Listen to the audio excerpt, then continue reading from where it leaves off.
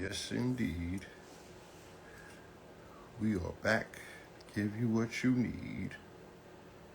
Yes, indeed. Yes, indeed. Peace, peace, peace to you and yours. Welcome back. Welcome back. Absolutely. Peace to the family. Peace, love, and light. Peace, y'all. Get this light together. Get this light together. There we go. Peace to the family. Peace, love, and light. Yes, sure. What's good with y'all, man? Clean these glasses off. Peace, peace, peace.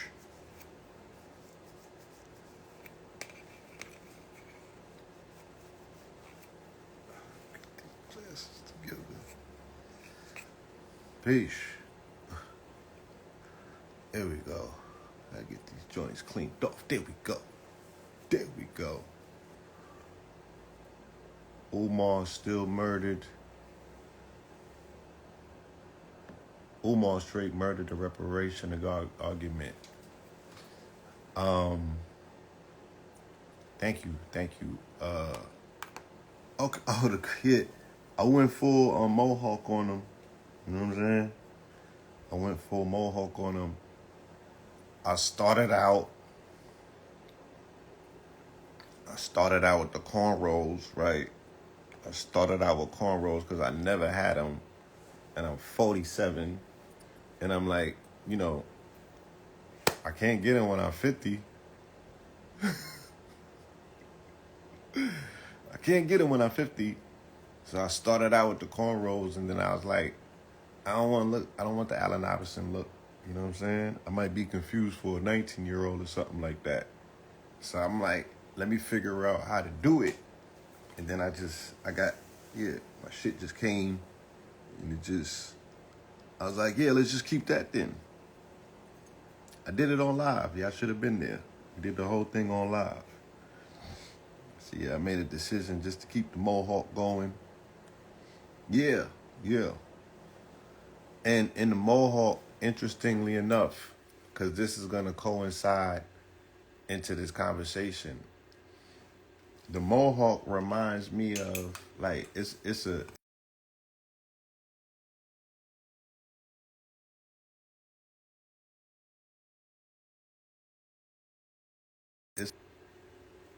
Roman centurions.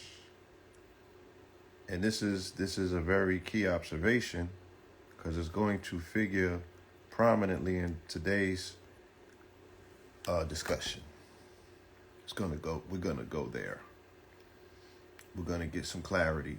We're gonna get into some things and understand some things for what they are versus what they're not, for the sake of clarity. All right?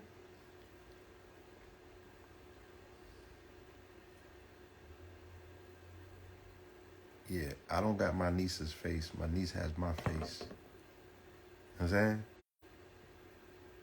Yeah, I don't know what good hair means either.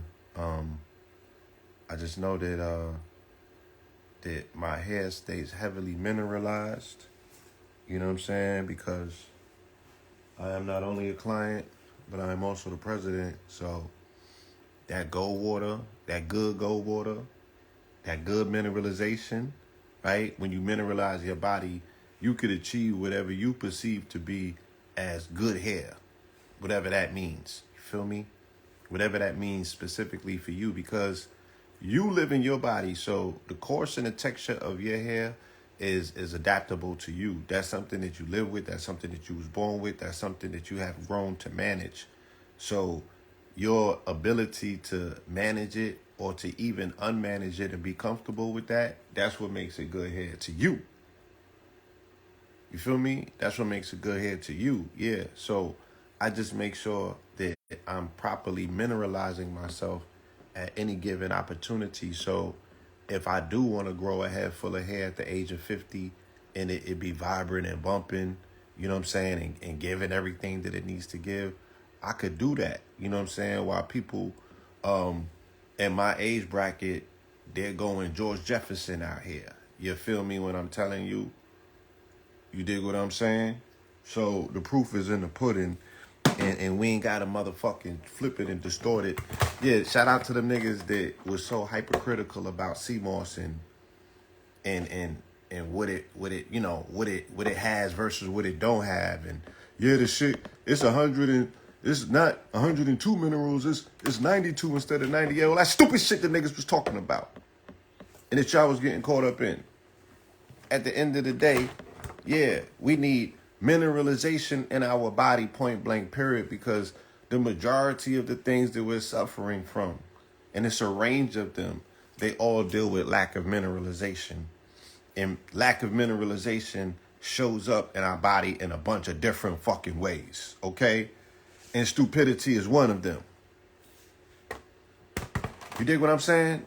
So we need to cut these conversations about what's good here versus what's not. The real conversation should be about what is a mineralized body versus what is a non-mineralized body, and what is that given, and how can we trace, because this is just a benefit, this is just one benefit to having a mineralized body. You know, I ain't been growing my hair for a whole year, you know what I'm saying, and I got more hair than most people, and that's neither here nor there. I'm not saying it to I'm not saying it to rub it in your face. I'm just saying that like this, like everything else, we can get around this shit. You feel me? If we was just to listen and follow instructions. And it's not not the instructions that I'm just saying, like, if I utilize something and I live it because I incorporate it into my life, then that's the thing that you should tap into. Not necessarily me per se, but just the inspiration from the information. Once it's demonstrated, that produces results. So we don't have to argue, because argument, you could be here all day. Somebody can always furnish a counter argument. And we'll just be here arguing all day. And I don't want to be here arguing. Right? So yeah, somebody asks, all right, so you see this? They had a mohawk too, right?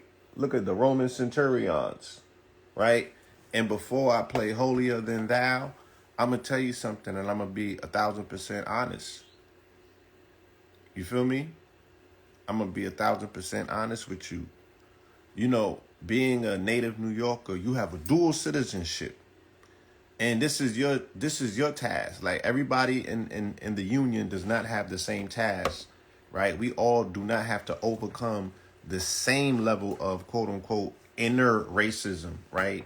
And what is that? The seed that is planted that ultimately is festering and fostering to make you hate yourself for who you are. The way that it is indoctrinated on New Yorkers is different, because y'all niggas is half Roman, myself included. Okay? There, that part. You feel me? That's the upward struggle that New Yorkers are always fighting and battling.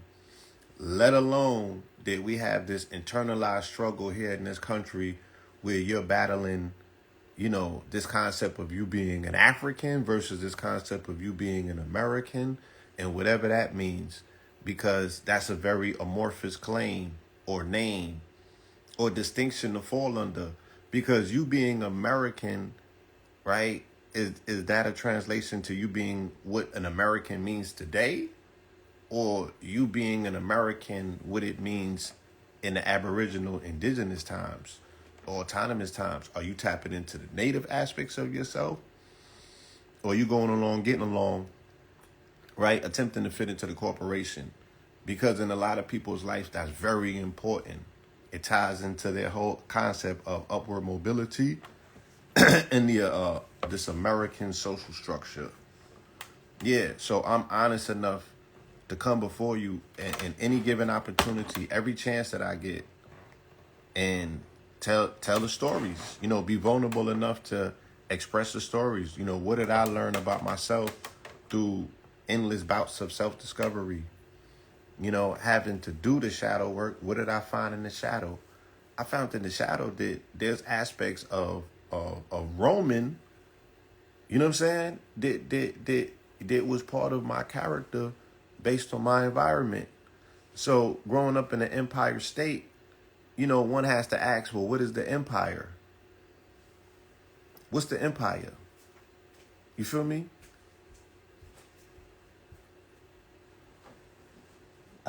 People that have different versions and interpretations of it, but what do you consider to be the empire? Right? The empire is a Roman empire, or some people could say the empire is an extension of the British Empire. I would say that both of those things is one and the same. Because I would say that the British Empire is an extension of the Roman Empire, right? And that's what we have today, right? And we're dealing with a rebranding of empire. And based on that rebranding, we are being lulled into this love affair with our own colonizers, the people who have, pitched their tent already. They have drawn their line in the sand and they said, look, this is who we are. This is who you are. You feel me? And we're, what I mean? We have the divine right to rulership based on what? These people are assuming what's considered to be a divine right to rulership, and technically it's based on a bloodline.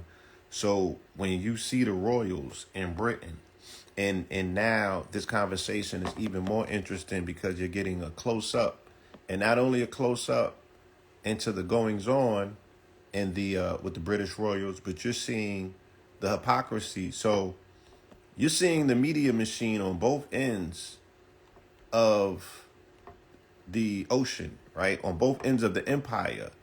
Because they said that the British Empire, the sun never sets on the British Empire, right? And even though they told you in school that we were able to come up from under, see, I'm saying we and shit, right? That the U.S. was able to come from up under the yoke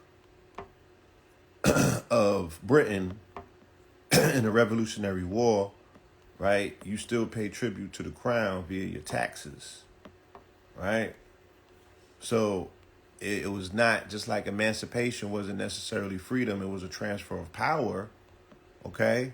And the roots of slavery still continues to this day based on 14th Amendment constitutional allocations and allowments of you being a slave via the prison system, right? You get locked up, you lose all of your rights, you could be treated as a slave in this country legally, okay? So they did not abolish slavery, they just restructured the contract and reshuffled the paperwork, okay? So it's the same thing that we are observing if you would be honest with yourself to see what you're looking at. The media circus that kicked in after the Harry and Meghan documentary is the same media apparatus that kicked in after the Ye and Kyrie controversy. And what it is they're spending multi-millions of dollars to tell you what you just saw is not what you just saw. And you're like, well, goddamn, I just seen it with my own two eyes. You know what I'm saying? And I'm able to make a judgment call based on my own observation of what I just saw. I just seen some bullshit. And then people want to deny it, right? And the same way that the media kicks in and they tear people down, if you make an accusation about something that they feel, right? They're in full denial of something that we can all see, right? So Ye and Kyrie say, oh, there's a particular contingency of people on this planet that rule in secrecy, right? And that's really called what you call a cryptocracy, by the way, to rule in secrecy. But these people, you know what I mean? So there's two words that came out of the situation. You're either anti-Semite or philo-Semite. So they said that you can't, if you say something hateful about us, that's wrong. If you say something positive about us, that's wrong. Look, just don't say nothing about us, okay? Just don't say nothing about us. How about that? That's where they at with it. So now you find yourself going cross seas in Britain, right? And they're saying, if you don't have nothing positive to say about the queen and the Commonwealth and the empire and the firm, don't say nothing, right? But if somebody goes and points out the obvious, you feel me? Then they attack the character of that person rather than dealing with the actual quote unquote accusation, right? Or the concept that these people are putting their lives and their reputation on the lines to elucidate, to put some sort of light on, to be like, yo, there's a lot of hypocrisy here, you know, and I'm gonna put my neck on the line in order to get in between, you know, the truth and the propaganda.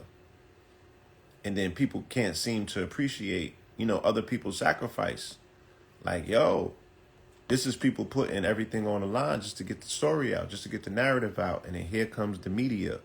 And then in the documentary, it was very telling because they told you to know, like, it didn't leave nothing to imagination. You feel me? How explicit they were in their explanation of how the media is manipulated in Britain and the UK, especially as it pertains to the royals, right? And what they have to do to stay in good favor, okay? They have to tote the line. You know what I mean? You can't not necessarily tell the truth. You damn sure can't be up there exposing nothing, right? That's not in alignment. You feel me? That's not in alignment with whatever the program and the protocol is. To tell a particular story, to keep the fantasy going of what the royals represent and what they mean, the monarchy, right? It's all a ruse. But they're like, it has to be a well-preserved one because it's a lot that's riding on this particular ruse. They have a lot of stock in these lies that are being told. They don't take it lightly. You know what I'm saying? Because they said it deals with the fascination and the imagination of the people who are part of the empire. And the empire, almost like Christianity or Catholicism says that it has 2 billion members globally. There's 2 billion members that are part of the empire globally, right? Globally. 2 billion people fall under the auspices of the royals or the monarchy. Okay? And in order to keep the slaves, all right, at peace long enough so the empire can fleece, okay, they have to do these prom and pomp shows and prop up the royals and put them out in front of people, you feel me? So they can what? Revive the nostalgic feeling of what people have experienced by growing up being indoctrinated by the princess program, right? So you can acquiesce to you being governed by other people who tell you that they're ruling you based on a divine right of kings that come from a bloodline directly tied into Jesus. Once again, emphasizing this concept of a white Jesus. Okay? And here goes the exasperation of it and the mental fallout from it. The mental paralysis that comes from that can be personified and exemplified in someone like Ye. That you can say that you a black Jew, but you worship white Christ. Nigga. And that's going to play out exactly how you see it playing out. That is the highest form of mental retardation. You feel me? That is going to undermine an entire population of people. Right? So while this man is having a conversation that is entirely rooted in Christendom and nothing else, right? His conversation, we might as well, let's go back. And interestingly enough, yeah, because his conversation takes you back to 1492. So he would ignite the other person whose conversation is tethered and tied into 1492, which is Kyrie talking about the earth is flat. Because that's the concept and that's the lie that they utilized, right, to come over here, knowing damn well that there was an empire over here and they had all of the documentation. They call it the land of milk and honey. In fact, they call it paradise. In fact, they call it Jerusalem. In fact, They knew exactly what the fuck was going on over here, and they knew who was over here. But they could not gain access to the Americas or to the Western world because of the armadas and everything that was set up based on the Moors, where they could not travel those 7 seas. They could not gain access until we fell on January 1st, 1492, at the Battle of Granada, of which Queen Isabella and Ferdinand, both of them was present, just on some Queen Victoria shit, right? She was Queen Victoria of her days with her Philip, okay? And then like her mother had John D, she had Christopher Columbus. And he had all of his Moorish turncoats who were willing to show him how to get to the trade routes in the West, or what they call paradise, where the elite would go. Okay? This was like how we go to the Caribbean and shit. That's what the Americas was like. This was the land of milk and honey. You couldn't bring the bullshit over here, right? It was cordoned off from the rest of the world. Again, so how sharp is Jesus? How sharp is Christians? How sharp is Christendom? How sharp is Rome? How sharp is the church? If for all of this time, they didn't know that there was an entire half of the planet, right? And the earth been alive. The earth been around for millions and millions and millions and millions of years. And I keep showing you, undauntingly, right? And I'm sorry, I don't mean to scream at y'all. Okay? But I have been showing unending, uninterrupted truth after truth after truth after truth, all in this motherfucking encyclopedia that shows you the highest form of civilization existed over here at least for 100,000 years. 100,000 years. And let's just throw it and say 10,000 years. That still is more motherfucking time than they ascribe to that goddamn Bible.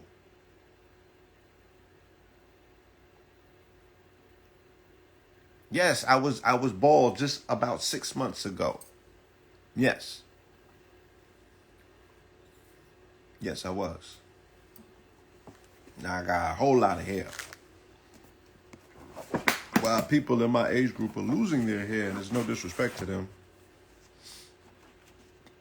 I'm just saying. We continuously are showing evidence. All of this is pre-Columbian. Right? All of this is before Columbus. Non-stop examples, right, of high civilization. They said that there was 1 million mounds over here. 1 million. And those mounds were so old, right, that they predated the indigenous people that were over here. They predated the indigenous people that were over here. So while our people continue to argue with other indigenous people about who was the first ones over here, y'all is all still predated by the people who set shit up over here, right? And built all of these structures, right? These mysterious mound builders, they call them, okay? These purveyors of excellence when it comes to architecture and astronomical alignments. You know what I'm saying? These people had it all figured out.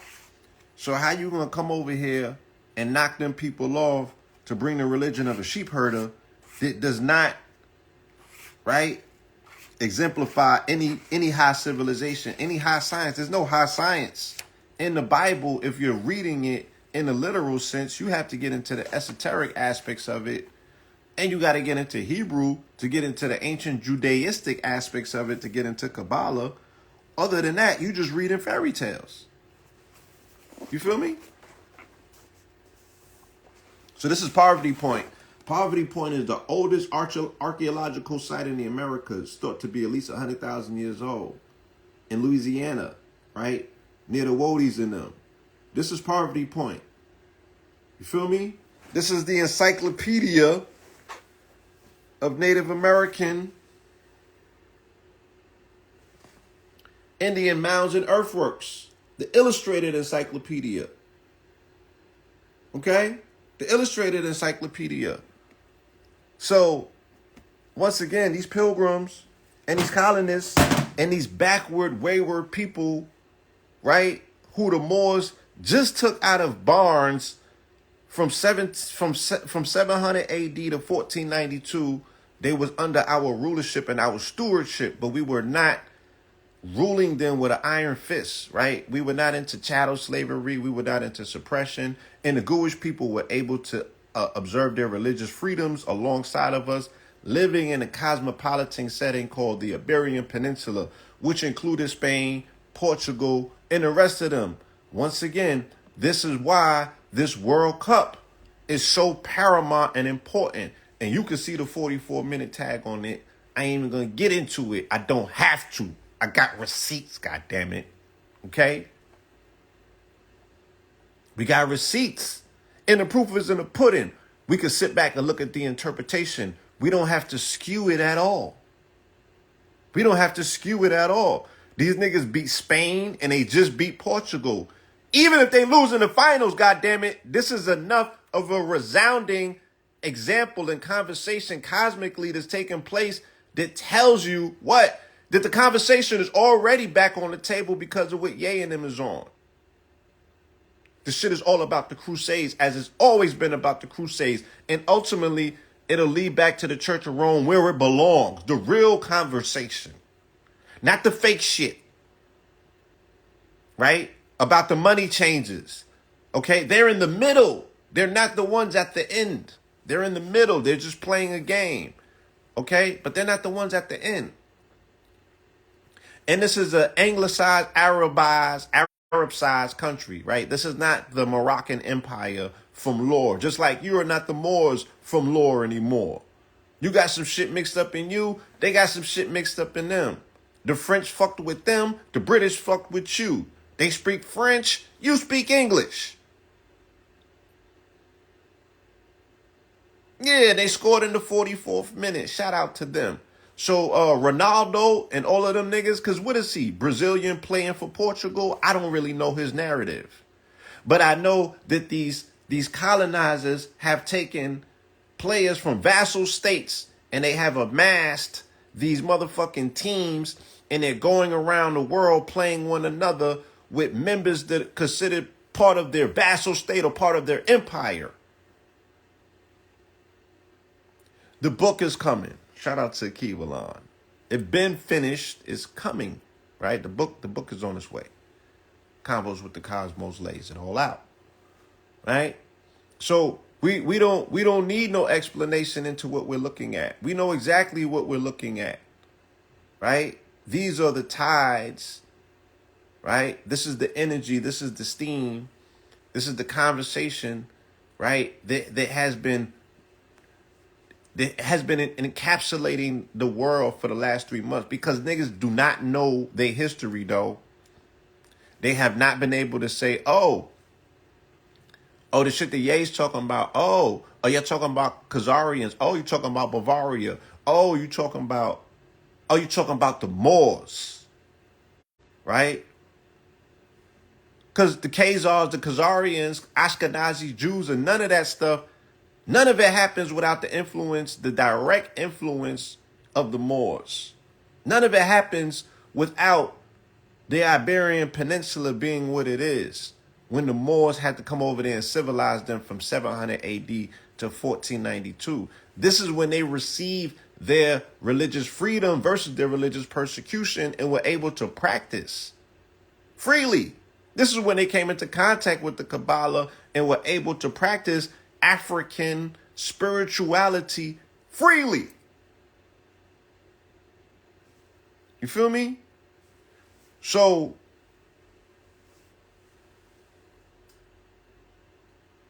okay. Let's get it. Let's get it, Chicago.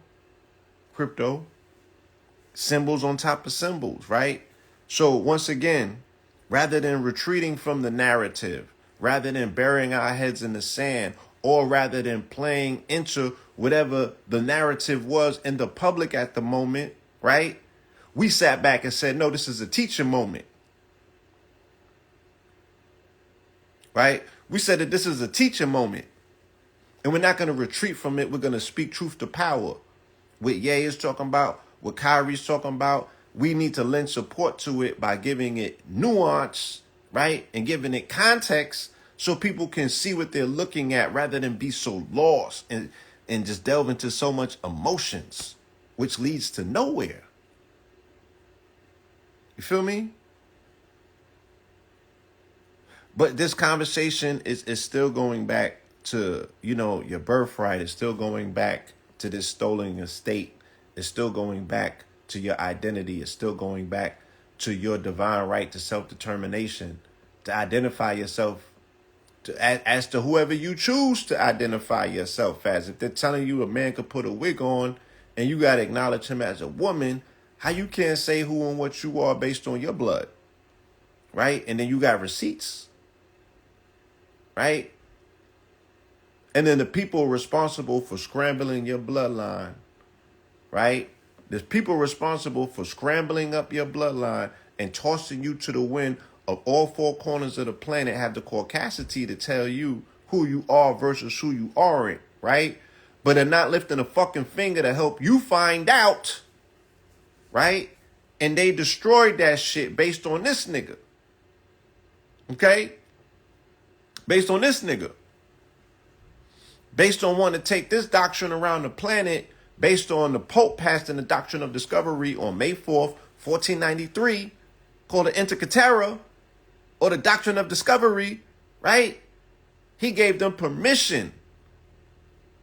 Spain gets the west hemisphere of the planet. Portugal gets the east hemisphere of the planet. And wherever they were to encounter indigenous people, if they did not accept Jesus Christ as their Lord and Savior, they were to destroy them, demolish them, enslave them, take their land, right? Destroy their place, just wreak havoc. And this is how they propagated the Prince of Peace around the planet by way of the gun, the gun and the sword, goddammit. So you can't be talking about, people's mothers are upset because y'all are talking this conversation, and this is reminding people's mothers of times of pogroms. No, the Holocaust cannot hold a fucking lamp to what the Crusades and Christianity have done with Christendom around this planet to install a white Jesus. They need to take a back fucking seat. And DM them. If you want to bring them into the conversation and put them in front of this, because you feel like, okay, bro, you going off too. I ain't got nothing to do with that. All right, well, take me to your leader. Then let's talk to them. Because you have allowed them to create all of this conversation in the public forum with little to no clapback, right? And that's all they want to do is control the conversation in the public forum. So Ari Emanuel, right, hailing from Chicago, brother of Rahm Emanuel, both of them sons of a father who was a Mossad agent, right? These are Jewish gangsters. He was the prototype for the nigga in Entourage that y'all was cheering, okay? So you got to be mindful of who you cheer. This is Ari Emanuel. They call him the Lion, right? They utilize these positions in public service and in business to become bullies, right? And henchmen for the Mossad. And he put out a financial fatwa on Ye when he wrote that op-ed saying that all of the companies need to divest their support from him. Okay? His brother was operating CIA extraction sites in Chi-Town, right? They were doing extractions in Chi-Town. You can Google it. During the Obama administration and then afterwards when Rahm Emanuel became the the mayor of Chicago, he was running this shit like Chicago gangsters or mobsters do, right? These people are tethered, they're teetered and tethered up with the Mossad, right? And these are the people that have been responsible for putting the hit out, right, on these celebrities, quote unquote. And then they're going to call, I'm telling you, right, because I know the way that this script goes. They're going to call internationally for a campaign to stomp out anti-Semitism. They're laying all of the cards on the table now, right, with all of the stats saying that anti-Semitism has gone up 125% this year. Okay? So when Netanyahu and them come in for his third term with an ultra Zionist cabinet, they're going to make anti-Semitism a global issue, and they're going to eradicate it. And they're going to say, can nobody stop them? They're going to unleash their paramilitary secret organizations on people that they consider to be threats. But they'll never get around, unfortunately, to the white supremacists, okay, who actually have body counts in this war when it comes to them pushing back against them, right? Because they don't be playing with them. They be out there bodying them, right? They have a real hate and a real disdain based on them continuously carrying on the banner of Hitler. Now, Ye could say it, but there's actually people and entire groups that are doing it that have not been receiving this as much smoke or publicity. And I'm talking about up until this year, they've been running down and catching bodies on these people. Right? And it's the same way that they've been running down and catching bodies on us. But no one lifts a finger to neo-Nazis or paramilitary white supremacist organizations in this country. Right?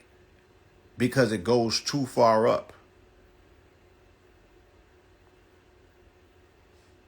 Okay?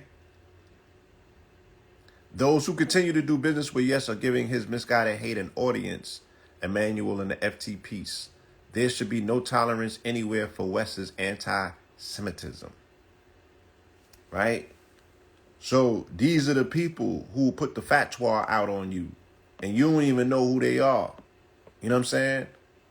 And we've been following these characters since even before the Obama presidency. These are the people who were directly influencing his presidency. That's why they put Rahm Emanuel in there. That was his handler. Right? Because the Jews can't afford you to be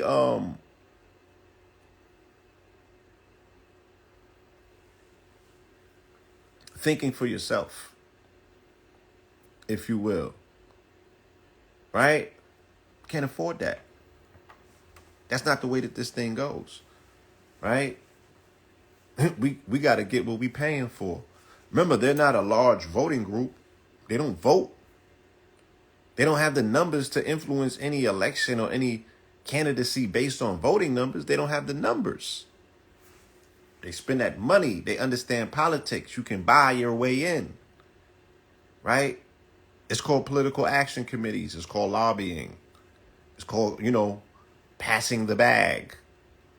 They're politics after all.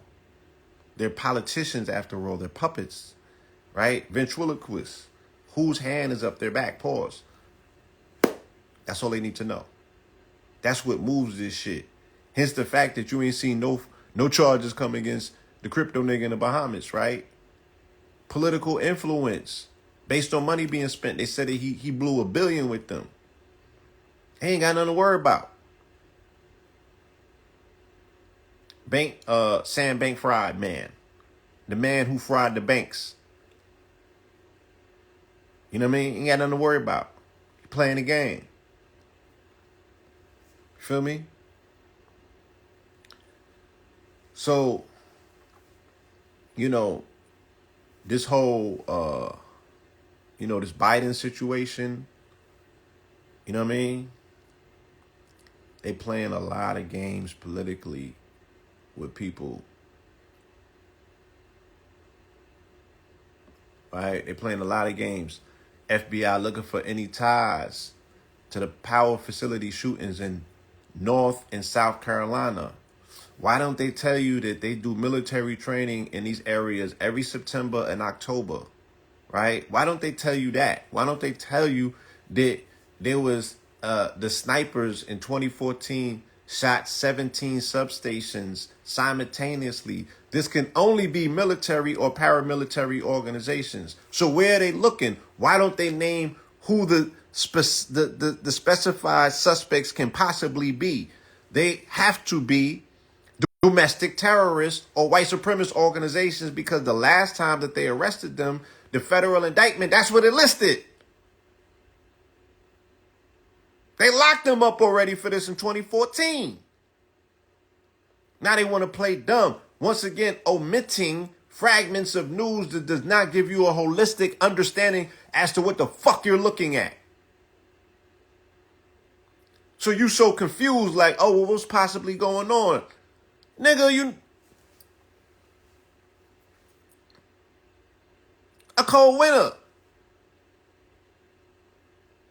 Playing dumb, yeah.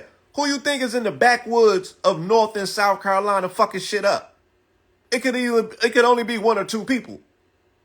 And that's not something the niggers do in Moore County. Come on now.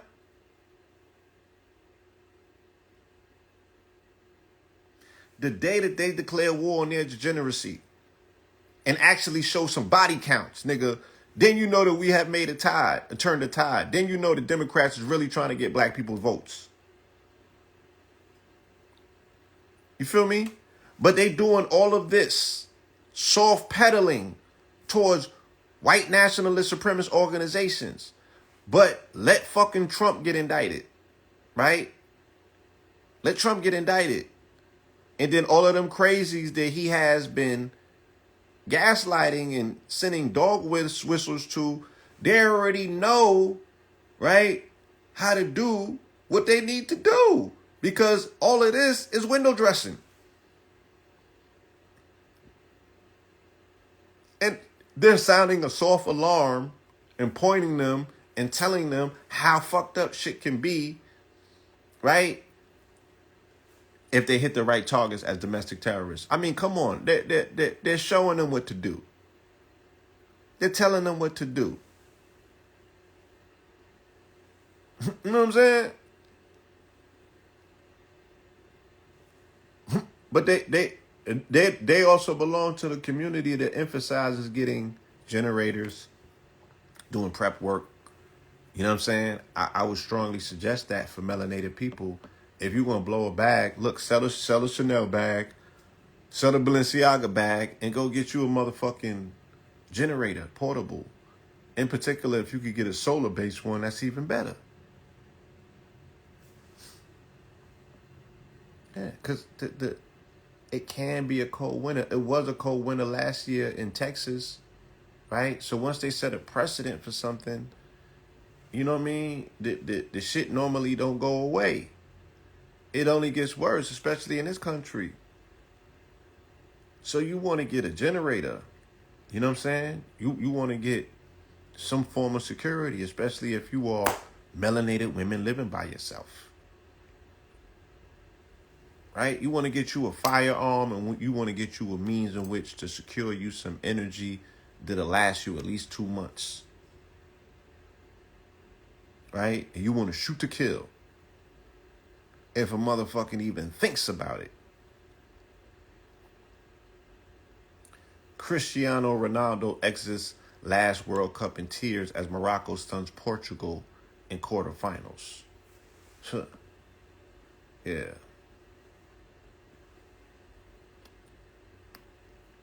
So they're, you know, and then the military is having a horrible, horrible time. You feel me? This would be the worst time ever for them to get caught slipping, right? They're having recruiting issues. You feel me? They're having recruiting issues. They're having more, you know, the morale is low, right? They're having a suicide issue, right? Where suicides are up to 21 to 22 suicides daily, with the majority of them being women, right, who are suffering from rape and sexual assault in the ranks, and they can't report it because it's so much a part of the culture. You feel me? They are demoting. If you don't pass, they did this campaign where they started recruiting more SEALs based on what they was going through in Afghanistan and whatever the hell was going on over there.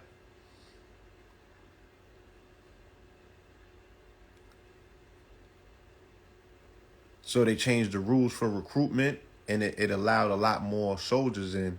But soldiers with no skill set, they don't have no ground, no bottom to fall back on, right?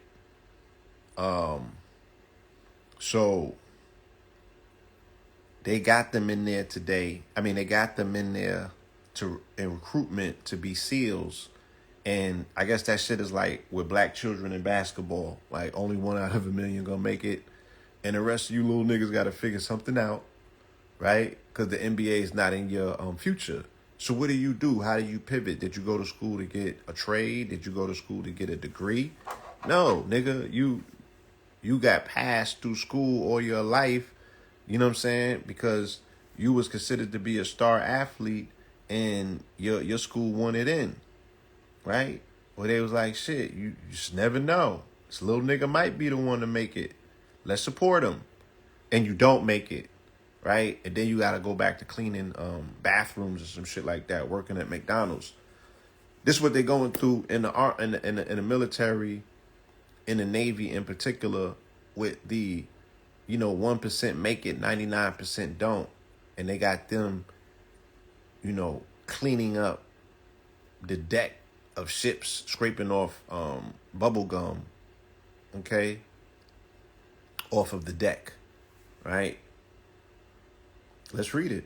A sailor fresh out of the elite Navy SEAL selection course slung his gear over his broad shoulder and chomped down a steel ladder into the guts of a Navy ship to execute a difficult days-long mission specifically assigned to him, scrubbing the stinking scum out of the ship's cavernous bilge tank, right? Hardly the stuff of action movies, but it's how many would-be SEALs end up, okay? So America does not even know how to honor, you feel me, her warriors, her fighting class, her what could be considered her degeneracy. These niggas that want to go and put in pain and put in blood, they just want to kill for America, right? These same motherfuckers that come from a religious background where the first commandment was thou shalt not kill. And then there's a separation of church and state. But you'll sign up for the state to go and kill in the name of something that they say is not connected to God, and then be like, in God we trust, or, shit, we're going to kill them all and let God sort them out. Right? So there's something about politics that can give you the overriding approval or permission to go catch a body in the name of a country that does not come under the auspices of Christianity, so, per se. Right? So how you so quick to go and kill for this country then? And then run back under the cover of Christianity to be like, oh, I'm going to go pray it away? How, Shway? How? Make it make sense. It's the culture. It's like everything else. You know what I'm saying? This shit primes us. We've been marketed this aspect of patriotism. Okay? And you can see how this shit is spiraling out of control.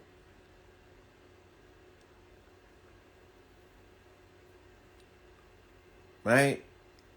So the Commonwealth, right? They're saying that Meghan Markle and Harry castigated the Commonwealth, or what's considered to be the empire, which is a system where they let these vassal-ass states from around the country, in particular the Caribbean, these Negro-ass niggas, right, come up under the motherfucking, you get under you get to crawl up underneath the motherfucking deodorant of the queen and the empire, and y'all supposed to work together towards solutions and shit while she got her hand in the back pocket, raping any motherfucking thing she could get her hands on, taking it up out of your country. You know what I'm saying? And you don't got a motherfucking thing to say about it, but holding up, the fact that you got pictures in Buckingham Palace. So then they caught this melanated woman, right? And shout out to her. I really don't want to come at her, but she is in the middle of a political row that shows the hypocrisy of Buckingham Palace and the inherent racism that exists within. But they will spin this story and then act like the shit that Megan and them is saying is so out of bounds when everybody knows that this shit is underpinned in racism. And not just as an ideological system, as an operative thing. The bitch put the whole motherfucking world under her thumb based on subjugation.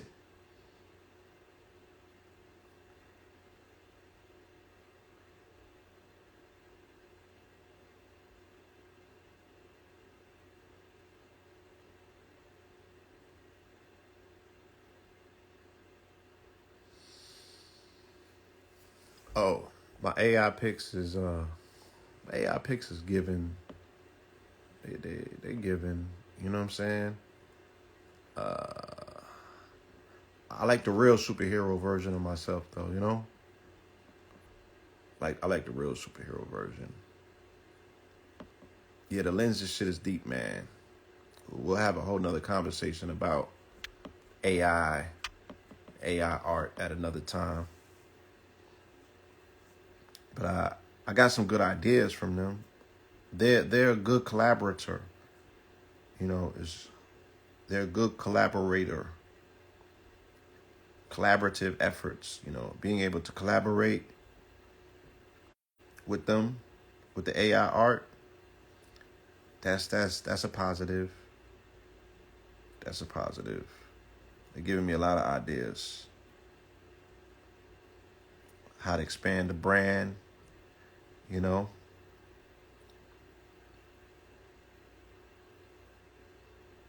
Yes.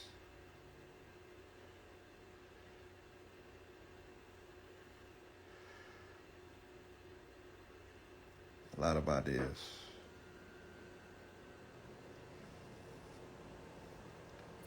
They got a lot right, but they got a lot wrong too. But it's an app. It made you look like Beetlejuice. You need more shadow work. Yeah, Lenza, you getting to see yourself through the lens of, you feel me, of AI. I don't, you know what I'm saying? Like, don't let that shit weigh too heavy on your own personal judgments of yourself. Because that's the thing. Lenza gonna have people now going to, plastic surgeons and shit saying, I want to look like my Lenza picture. It's gonna cause a lot of issues. You feel me? Like I said, I got some good feedback. They was giving for the Pope. They was giving for the Pope. The Pope got some good feedback. Let me see this one. I like this one. You know what I'm saying? I like this. This is dope. This is dope. This is dope. You know what I'm saying? He got shit. He got drip in the beard. I like that. You know what I'm saying? Yeah, I like, they showed up for the Pope. They showed up. Let me see. Is this another one we're going to show y'all? Nah, maybe not that one, but they showed up for the Pope. They showed up. You know what I'm saying?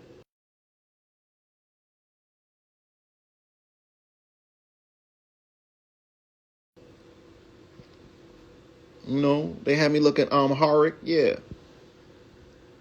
You dig what I'm saying? You know what I'm saying? The Pope. The Pope was, yeah. The Pope was clean. The Pope came out looking clean. You know? You know what I'm saying? They put some respect on the drip. They put some respect on the drip. My shit came out classical. I'm not gonna lie. That wasn't there. But yeah, the nigga was drippy. Nigga was drippy. They showed up for the Pope. They showed up for the Pope. They did. They did. They showed up for the Pope. They showed up for the Pope. Yes, they did. The Pope was drippy. The Pope was drippy. They gave me some ideas. They gave me some ideas. They gave me some ideas. Look, they gave the classical. They gave the Cardi. They was. Look, the Pope is a rock star. They understood. They understood. They understood. The Pope was giving. You know what I'm saying? They put the blonde in my dreads and all that. They put the blonde. They put the blonde. They put the blonde ass tips. They threw me in the future category. They put the blonde ass tips on my dreads and all that. Yeah.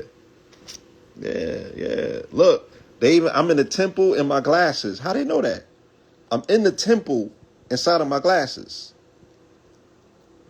Like I'm in a mosque or some shit.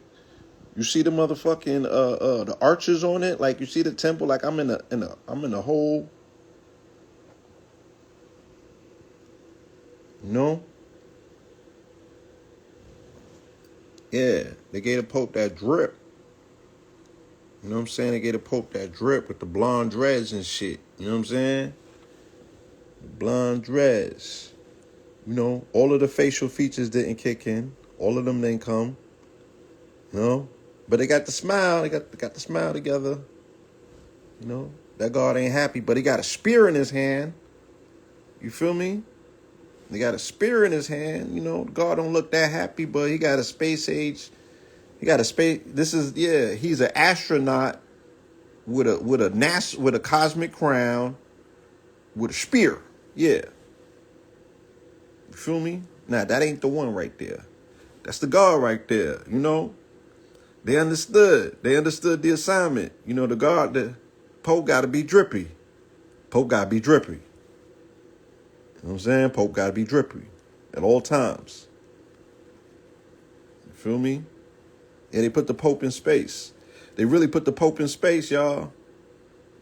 Shout out to the Nagas. You know, we're going to flip this. We're going to flip this when it's all said and done. You know? They got that drip on. They got that drip on, though. They really understood the assignment. Ooh! They caught the... They put that drip together, y'all. They put that drip together. They put the Pope in space. I got an egghead in space, y'all. But I got them things on. You know, they ain't leave me without them. I got them things on. You feel me? I'm heavy. I'm heavy with the drip. Yeah, I'm heavy with the drip. I'm clean with the cloth. You know what I'm saying? I got my avatar shit really going on. They got my dreads looking real nice. Real nice. You know? Yeah, that ain't him. That ain't him either. You know, the Pope is studious. The Pope is studious. You know what I'm saying? The Pope is studious. The Pope is for real. Yeah. Yeah, so, yeah, Keys might have an issue. Yeah, Keys, my brother. Shout out, my Naga. My guy. I'm going to need you to come to the table. We need to talk about this rebranding of the crowns because, you know, Linsa gave me some ideas, my nigga, and I can't unsee what I'm seeing. You know what I'm saying? I can't unsee it. I can't unsee it no more. I just can't unsee it. They showed me too much. They showed me too much, my nigga. They showed me too much. I'm coming, yeah.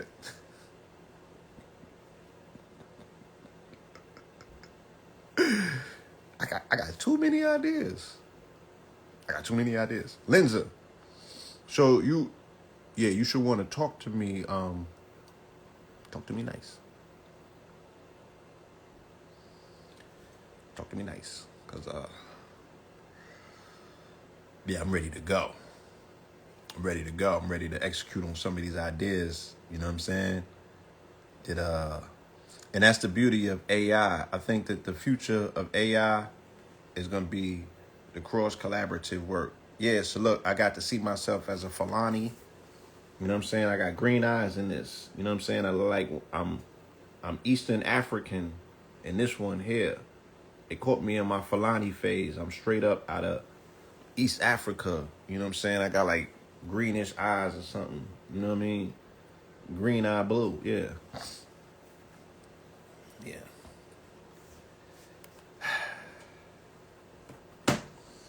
But yeah, so they caught me at a good time, right? Cause yeah, like Lenza is showing you just be your organic, cosmic, Afro's futuristic, surrealist self. Like, let's just be those superheroes. Like, let's be that. You know what I'm saying? Let's be that. If AI can see it in you, why can't you see it in yourself? Why can't you see it in yourself? You feel me? AI can see it in us. Why can't we see it in ourselves? Right? Let's step up to the plate. They didn't do no disservice. They showed us all, you know, what is in our cosmic futures. But this shit requires work. We got to put on. We have to show up as those royal, noble figures that the app sees us as. That's who we need to see ourselves as every single time. Give yourself permission to be that person. I did. I spelled it. Lensa, Lensa. It's an app. You know what I'm saying? We need to be able to see ourselves in these versions of nobility, of royalty. You know what I mean? Especially at this time, when this conversation is around who are you versus who you aren't. You have the right to self-determination. You have the right to self-determination. You know what I'm saying? You. Can't no one tell it to you, or can't nobody tell it for you. The United Nations Declaration of Rights for Indigenous People give you the right to self-determination.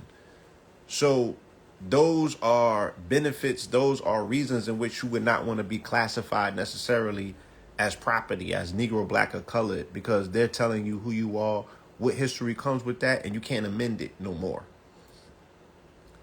They're saying, look, you're not a Jew, you're not a real Christian, you're not a real Muslim, right? So you're none of the monotheistic religious things, even though you feature prominently in all of those books, right? They're like, nigga, you ain't none of those things. You're a fucking slave. Your people were swinging on trees. Y'all was digging up your nose and your butt. You know what I'm saying? Motherfuckers was cannibals. Okay? That's who you was. Look, you can't even come into their schools with critical race theory and give an alternative history on their slavery. They're like, no, it's roots, nigga. That's it. We not deviating from this narrative. Okay, nigger, that's who you are. Get over it. Yeah, but give me some more of that $1 trillion shit that y'all make in your ignorance called hip hop. You know what I'm saying? I'm making more for this shit around the world than oil.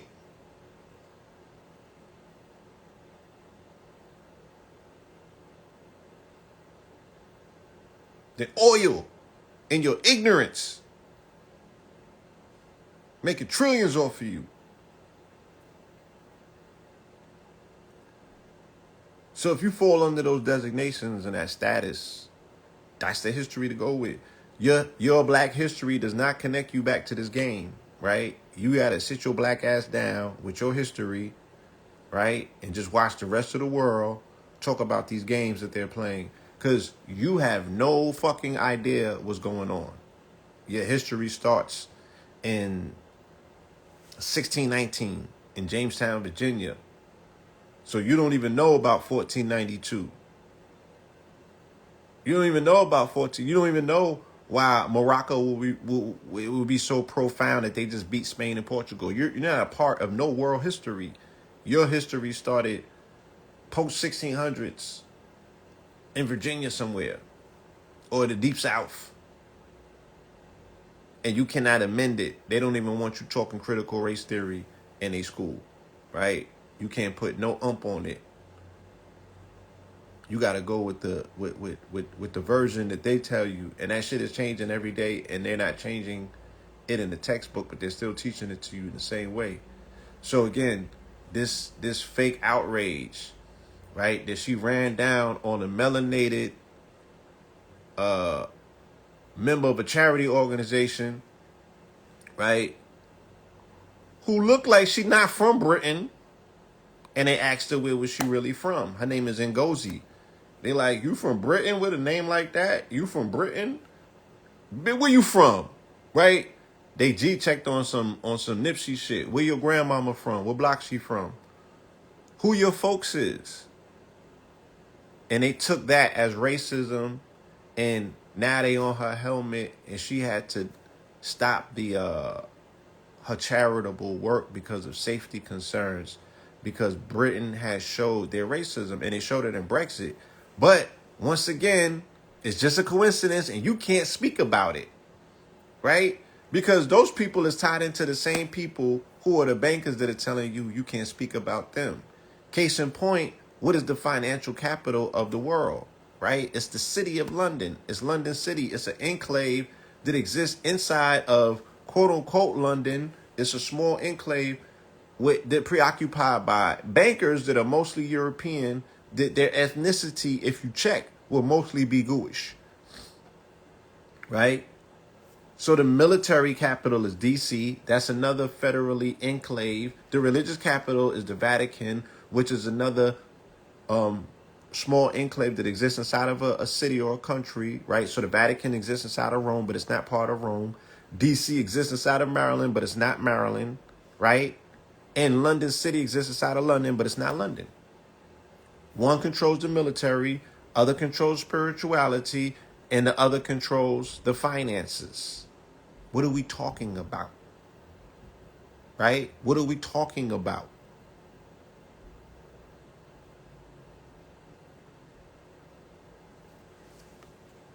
It's the same energy. It's the same attitude. You can't speak the truth to none of this shit. These people are so fragile, you can't call them what they are, or they get in their feelings, which tells you how fragile they are. Buckingham Palace announced that Lady Susan Hussey, a lady in waiting, right? This is her weed carrier. A lady in waiting to Elizabeth II and Prince William's godmother had stepped down from her honorary role following an internal investigation into the incident. The charity Sister Space, which supports women of African and Caribbean heritage affected by domestic abuse and sexual assault, wrote in a statement posted on Instagram story late Friday that unfortunately recent events meant that we were forced to temporarily cease many of our celebrations to ensure the safety of our service users and our team. You shouldn't have been celebrating with them any fucking way, okay? Knowing damn well how racist they are, and they caught up in the middle of being exposed by that shit, coming off of the funeral of the queen where the whole world told you what they felt about that bitch, okay? So stop caping for these fucking royals who are non-royals, because the divine right of rulership comes from bloodlines, and there's no way that these people could be connected to the Christ bloodline. Again, if that's the case, throw that shit out. I don't want none of it. Fuck God and all of that, if that's what you tied into. If this is what you upholding, if this is your family, this is your bloodline, if this is people that you're giving permission for rulership, fuck you, fuck them, let's go to war. That part. Okay?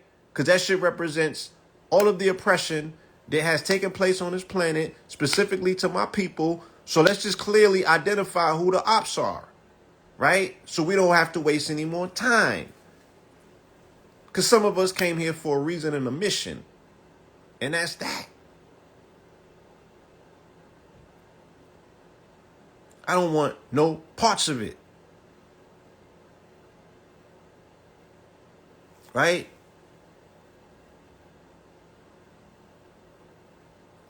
It should come up for audit at some point.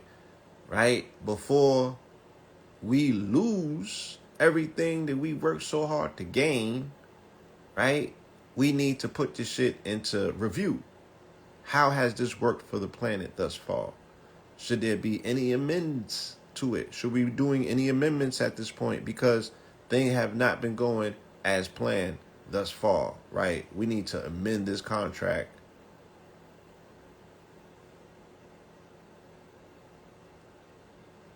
What does this say? Oh, mysteries of structures. Yeah, we need to review this contract. We need to review the terms of agreement, and we need to look at the results of how has this empirical mindset played out over this world, right? Since Christendom since Constantine merged the Roman Empire with Christianity and created Christendom. How has the rest of the world benefited from these people savagely coming under the cover of religion, but really promoting empire, which deals with domination? And they found them a strange bedfellow in religion, because via religion it gives them the right of domination under the auspices or the cover of Christ, right? And only thing that they really wanted to do was take shit over, right? That's all they wanted to do to begin with, and they just needed an excuse or a reason.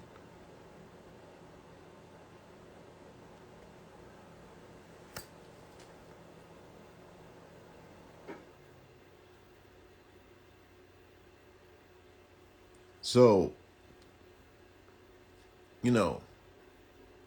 they're saying that you can't even talk about Biden no more, or Hunter Biden. They're about to push back on that, saying that, even that is off brand. Like, oh, nah, what y'all talking about? How could you talk about him? I did not see Will Smith's new movie yet, but I spoke about it at length last week, and not about the movie in particular, but I spoke about the director, and how prominently he plays into a narrative that, that we were getting in front of for the last 10 or 15 years, speaking about hip hop and Biggie in particular, so Antoine Fuqua, he's a cold ass director. So him producing this particular film and the way in which he produced it, once again, Gooish media in Hollywood is always going to give you a version of, once again, you're a fucking slave or a descendant of a slave, and that's all you are. So yeah, they're gonna I think, they're gonna give you the budget in order to make that shit seem real. And this one, the way that he shot it and how he shot it, they said it felt like Remnant. Is that the movie? Am I misquoting it? The movie with Leonardo where he wrestled with the bear. They said it's like that meets Glory. You know what I'm saying? And Glory was a movie that was very well shot and very well scripted and emotional. And we saw an award-winning performance from Denzel Washington and that other black brother, I forgot his name, that elder. He showed up in all of them movies and shit during that time. Yeah, Revenant. It's like Revenant meets Glory. So Glory had a deep impressionable effect on the minds and the mentality of young men, melanated men, and it sent them niggas to the army and to the military afterwards. I'm sure that was they felt so fucking prideful of the black contingency that fought in the Civil War that these niggas went and signed up for the Gulf War, stupid shit like that. So this shit might make some motherfucking wayward ass heroes to say, oh, I'm gonna do the noble thing and defend my country. Yeah, that part. Now, it wasn't Morgan Freeman. It was a light-skinned dude, Elder, who he knuckled up with. And he was in a few other movies playing, like that That real southern melanated light skinned boule ass nigga.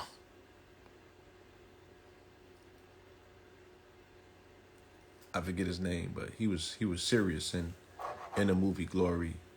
It wasn't Morgan Freeman, no. It wasn't Morgan Freeman. A light skinned elder with the wiry ass mustache. Yeah.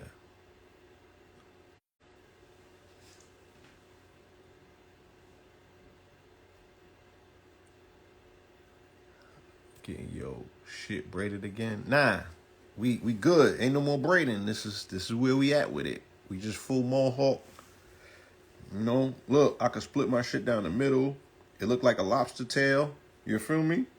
I could do a lot of things with it. Right? Shout out to Latae. That's my my hairstylist.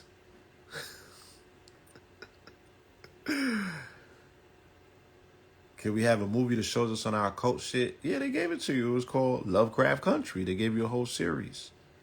You feel me? Yeah, they gave you a whole series. Yeah, the Gnostics are regarded as a heretical sect. These niggas ain't Gnostics, right? You talking about Baptist and Catholic Christians and shit. Matter of fact, let me bring y'all up to speed. Let me bring y'all up to speed on this part right here. Was Jesus woke? Right? Why we should stop twisting Christ into political balloon animals. I told y'all, and I'm not going to go to my pillar prediction asset and play that. Just take my word for it, right? I told y'all this shit was all about wokeism. This is all political. It's all politics, but it's all going to come back to wokeism versus what they consider to be neoconservatism, which is the underpinning for neo-Nazism. So this political theater is going to be very interesting. They're going to have to do a lot of tippy-toeing. Okay, Adolf Caesar. Yeah, that nigga was moving like Adolf and Caesar in his roles. You feel me? He was moving like he's that Southern grandfather who you had to get your shit together before you went to see them, because this nigga was a World War II veteran. You feel me? He worked in the government. He was an ex-government employee, civil rights advocate. And you know that when you went and seen him down south, he was going to make you work all summer. Yeah, he was like that nigga.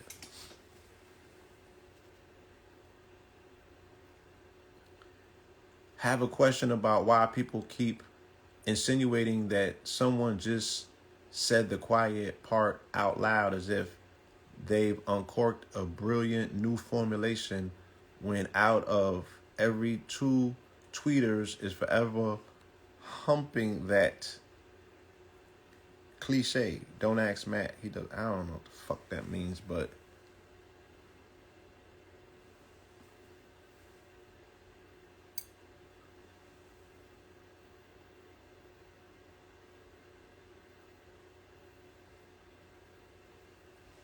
how you learn about your bloodline?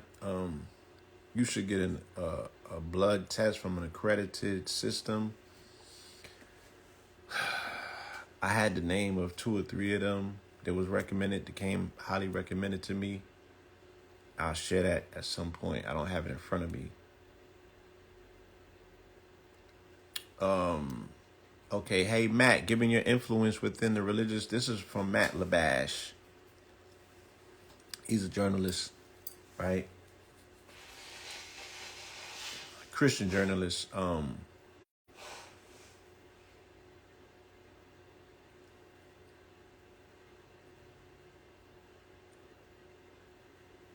Given your influence within the religious community, I thought that you might riff on this question: was Jesus woke?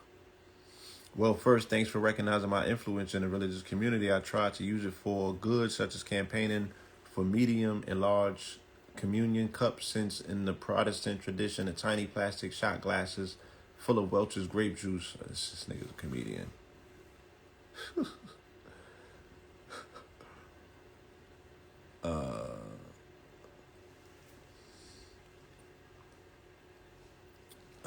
The point Jesus seeming to be saying is that we are to retire our grievances against one another, no matter how many times they rear their heads, even though one suspects if we follow that he outlined in Matthew 22 as the two greatest commandments, there would be no cause for grievance in the first place. You shall love the Lord your God with all your heart and with all your soul and with all your mind.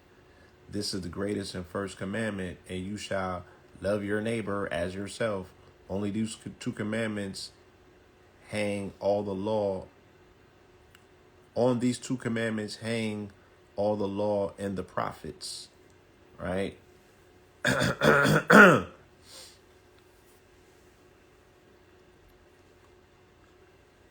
trying to get to the gist of what's being said, because again, they're attempting to either frame it or unframe it in a political sense. So they're like, oh, politics would say, if quote unquote Jesus was alive today, would he be a neocon conservative, or would he be a liberal? Would he be independent, or will he be like yay? Right? Flipping over the table of the money changers in the temple, coming at the Pharisees, you know what I'm saying, and espousing quote unquote walk talking tropes. Would the niggas sound like Dr. Umar on Breakfast Club? Right? And this is what they want to argue about. Yeah, that's another thing. You know, when it comes to tracing your ancestry, you going and getting a blood test is not going to do anything for your indigenous bloodlines. You have to trace through your family's records. You have to get through the court records. My brother Talik, I will bring Talik on at some point so he can explain to you the methodical process of how you can get into these records here into the Americas. You feel me? I would still say get the blood test from an accredited service, because it's still going to lead you to some genetic markers. You know what I'm saying? Some genetic markers so you can solve for yourself, instead of somebody online telling you whether you have ancestry that goes back to the continent or your ass is all American. Okay? So we can bring some people who are more qualified than myself to come forward and give you some of that information. I definitely want to have that convo before the end of the year. And there's means in which I know Talik and his organization or his group that he belongs to, they've gone and they've used unorthodox methods or a consortium of multiple methods to get this information. So if you don't know where to look, you probably won't find it. I wanna help you do that without being too intrusive. You know what I'm saying? I'm just pointing you in the right direction, and you gotta follow through.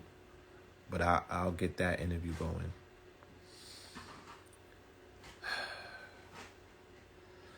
Sounds pretty simple, yet there's nothing easy about it, though it is easy to fall asleep when someone asks you whether Jesus was woke. Why do even believers inflict their sensibilities of the day on a God they believe stands outside of time? Why cut your God down to size, making him less of a deity than a debate partner? Jesus as switchblade, something you can whip out of your pocket and stick your enemy with. Who wants a God that fits in their pocket? Now this nigga is here creating excuses. We're not bringing God down to size. God sent his fucking his son to earth to be down to size and be relatable as a human fucking being. And this nigga has a regular narrative that makes him seem very humanistic, right? And he had politics. He had a political slant, and he was anti-establishment. So was the nigga woke or not? In the modern day context, he would be considered woke, right? Based on what was going on back then, if he was counterculture, counter authority, right? He wasn't going with the narrative. Right? He wasn't going with the narrative. He was going counter the narrative. That is kind of what, quote unquote, woke is an offshoot or a byproduct of consciousness. It's mainstream consciousness. And now that I got more time to think about this, and I've been listening to more media, I kind of could tell you who are the harbingers or the forerunners of wokeness, right? Well, the first harbingers or forerunners of wokeness was BLM. because BLM included members of activist organization. Like, the niggas showed up speaking conscious, but they wasn't conscious. So that whole advocacy, and then they had members of other communities that probably would not be considered part of the conscious community, such as the dude with the blue vest. I forget his name. That nigga been going off the scene so long, but y'all know what I'm talking about, right? And he belonged to the LGBT community. So now he becomes a voice person for a marginalized group that consciousness has not necessarily opened the door or spoken for or spoken to, right? Nah, not Dr. Umar. The nigga with the blue vest that was in Ferguson and shit like that. Not David Banner. Not David Banner. DeRay, yeah. Yeah. And then Charlemagne and them get in, right? But you got to put Nick Cannon in that, right? You have to put Dame Dash in that, right? And to some degree, D-Ray, yeah, his name was D-Ray. And to some degree, you got to put Umar and Tariq in there, right? Because Umar in particular, he has 1 foot in consciousness, but 1 foot in woke. Because he's the nigga that went viral initially and he becomes the meme. So the Hotep meme destroys this concept of anybody wanting to be considered a Hotep or part of the conscious community. So they had to create another name. No, not the comedian D-Ray. The nigga with the blue vest that was... Oh, man. This is the thing. Like, we don't even have a concise memory of history that wasn't that long ago that indelibly affects us all. Right? 'Cause these are the niggas that got allowed inside of the house and sold you out, and you don't even remember who they are. Because all of this selling out was taking place during the Obama presidency when they was bringing these niggas to the motherfucking White House. And D-Ray McKinson. Feel me? And this was the harbingers. These was the biggest representatives of woke at one point. And then it's like, I just don't remember this. And everybody's paying the price, but nobody remembers them. This is dangerous. You feel me? These are the dangers that come from being non-woke. And I don't mean it like, I'm just saying not aware of who is influencing, disrupting, or hijacking the narrative. You know what I'm saying? Nah, don't. It's not. So you have to be mindful of who these actors are, you know, and how they factor into the narrative. You know, how did consciousness get hijacked? Nobody knows, huh? While these niggas was over here debating, allegedly getting ready for a time like this, because that's what they was telling us debating was for. Right? Yeah, so then you got to throw D-Ray in there with Mark Lamont Hill. Right? All of these are the intercessors. They have a pinky toe into consciousness and the foot into Black Twitter, which becomes the breeding grounds for what's considered to be woke. So woke is the niggas that's on Twitter that play with consciousness talking tropes, but they ain't changed their name. They have made no affiliation. They have made no denunciation either of, you know, whatever past contacts to colonialism that they have, whether it be their workspace or their degree, their collegiate affiliation, their fraternal connections or organizations, their church, right? These is those niggas.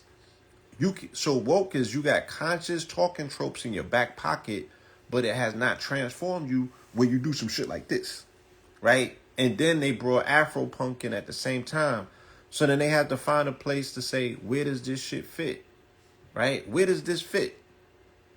Where does this fit? Because these niggas are indelibly being affected by people who are counterculture that speak conscious, but they're not necessarily consciousness, and they represent a generation, millennials and Gen Zs, that were very vicarious that consciousness does not have a place at the table for, per se.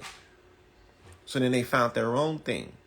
And the shit ultimately becomes what's considered to be woke. Yes, and then Jay-Z becomes an intercessor at the same time because Obama's in. So Obama he ushers in he was the woke president. He ushers in the beginning and the ending of consciousness at a time when consciousness was just getting its third iteration started. Consciousness started its third iteration in 09 and 010 with the YouTube, with 125th in particular, Sonetta coming on YouTube, right? And that happens, I get back to Harlem, the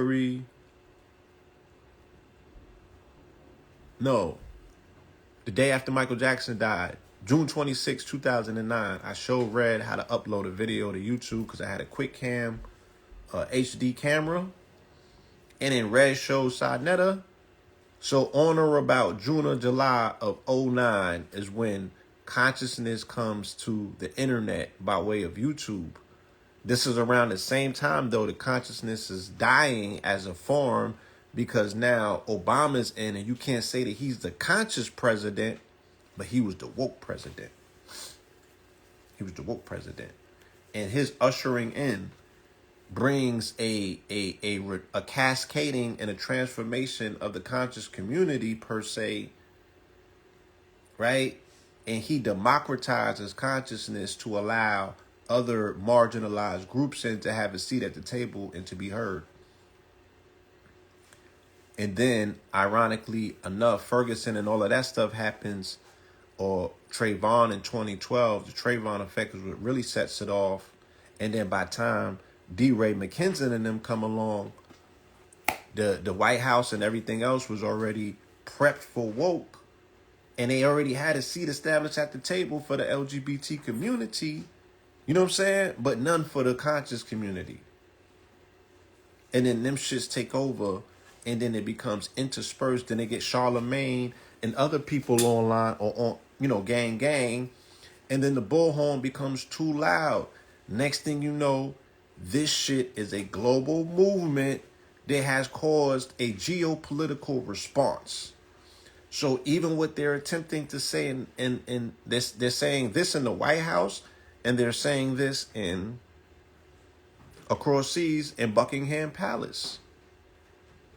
They're like, oh, look at what woke produces. They're going to say Meghan Markle and Harry is woke, right? That nigga's going to be to Black America what JFK was to your parents. They're going to make him the unofficial woke president of Black America.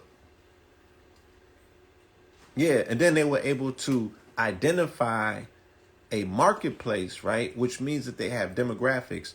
How can you say that woke is a $44 billion marketplace and publish it in Forbes magazine in 2018?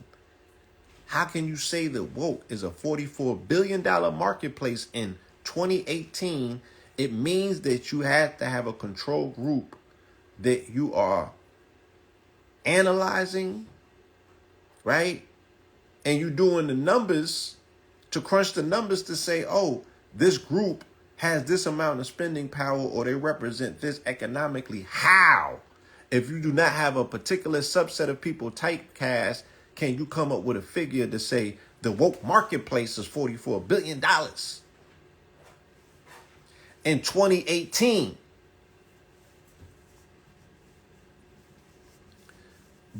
The woke movement is the antithesis to the conscious movement.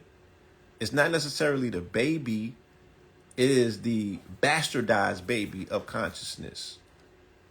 So when you see Umar on Breakfast Club, that's not consciousness. That's wokeness, I would say, per se. I would say that that is commercialized consciousness, and he represents, in the weirdest of ways, right? Woke.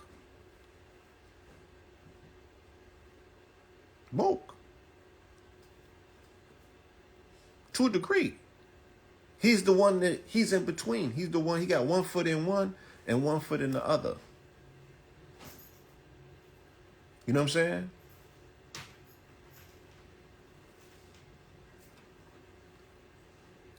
Like EYL, that is a woke, that's part of the woke marketplace.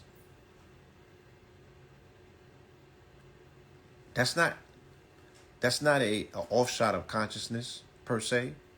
It's woke, right? It's woke. It's just enough. It's just enough. You feel me?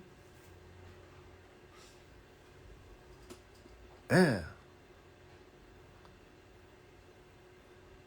Is it like burn down the master's house? No, it's restructure inside of the master house so we have a seat closer to the window so we can see what's coming. Feel me? What's an example of consciousness outside of the pillars? Black Magic, Sonetta platform, whatever, anything that came out of Harlem in that period, in that time. You know what I'm saying? Anything that comes out of that period in time.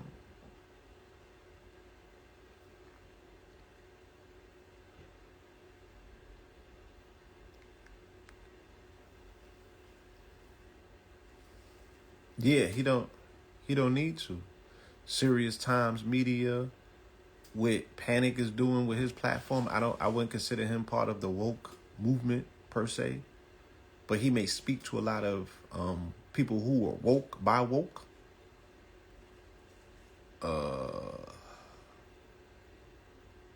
Yeah, anything out of New York.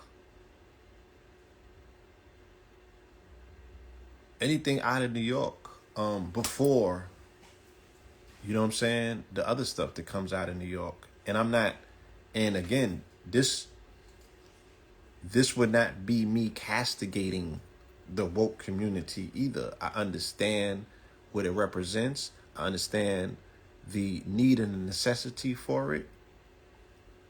You feel me?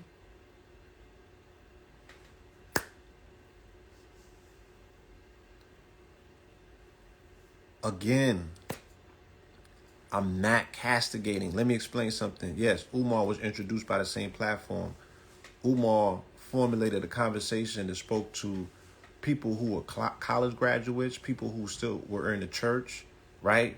Ray Hagan was also a intercessor or a throughway between consciousness and wokeness. And I'm telling you, because consciousness did not want no people from LGBT in there. They didn't want no people from the goddamn church in there. They did not want no motherfuckers who was confused, right? I mean, you're going to come in there in a state of confusion, but you could not be sitting around too long confused, nigga. You had to pick a side, right?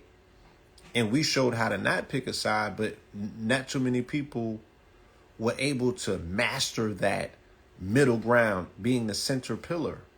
You feel me? And then people picked sides and got destroyed. You feel me? So there's not too many people to speak of at this point to say, oh, I would consider that conscious. I would say that a lot of that shit did not survive because they got caught into dualism, right? Shout out to Panic and that 8-hour video that he did expertly dissecting, right, the films from the 90s and the subliminal programming that we were all undergoing based on dualism, based on the brothers, based on the twin dynamic, shit I've been telling you about, right? But that's not to take away from anything that this brother had done or did masterfully by giving you 9 fucking hours of decoding.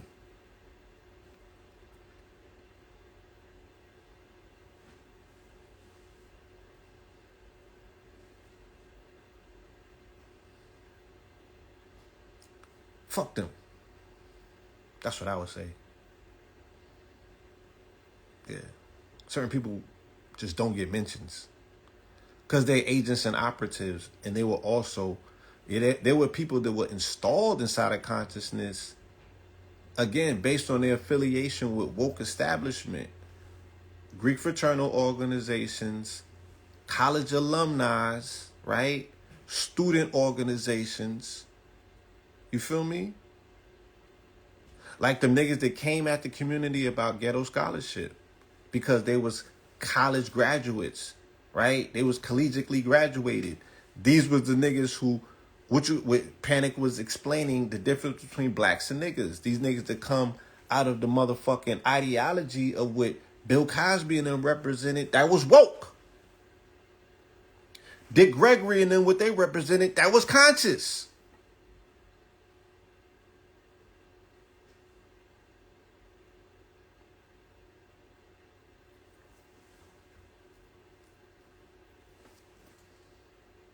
Feel me? So that other organization that you talking about, that's the shit that had motherfucking federal agents sitting inside of niggas' classrooms and all of that, having niggas on the fucking list, because they was castigating them and aligning them with terrorist organizations based on the names that they was calling their organizations. Y'all seem to forget that, but we ain't gonna speak on it.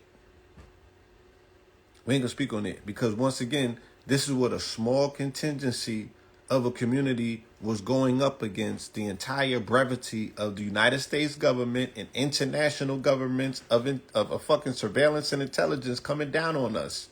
Post 9/11 in New York City, attempting to keep the boat afloat. So now that the waters is a lot more still, you think that this shit is just about memes online and motherfuckers having the ability to get on camera and talk shit to you. It's way bigger than that, right? And niggas had to survive way more than that to just be here to talk to you, to motherfucking, speak. Niggas went through some shit, right?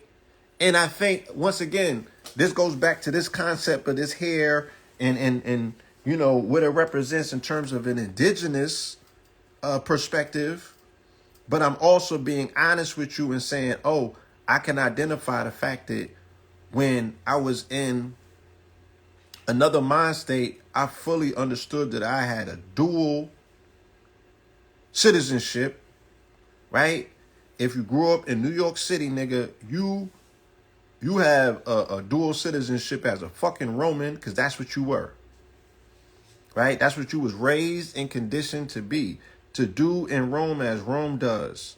And you was raised to be the best fucking Roman vassal, right? Because the biggest fucking colony of Rome is the U.S., but the capital of that shit is New York.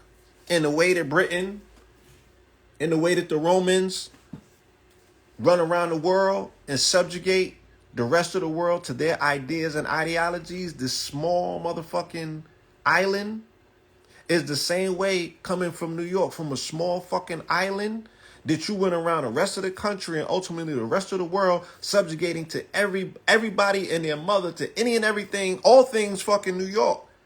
And if you lived across the Brooklyn Bridge, nigga, you might as well lived in Colorado or Toronto or some shit like that, because you was an out-of-towner.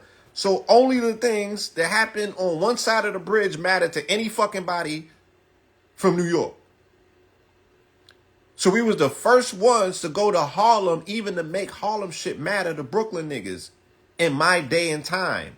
Prior to that, that never happened. Do you understand that, family? Do you understand that? That Brooklyn don't fuck with Harlem, and Harlem don't fuck with the Bronx, and the Bronx don't fuck with the Queens, and none of them fuck with Staten Island? Do you understand this? Do you understand? Do you understand the nuances when niggas talk New York shit? That's not unity. New York is not unified as 5 fucking boroughs. It's 5 islands onto themselves, right? Fighting inside of those islands for dominance and control, just like Game of Thrones. You do understand this, right?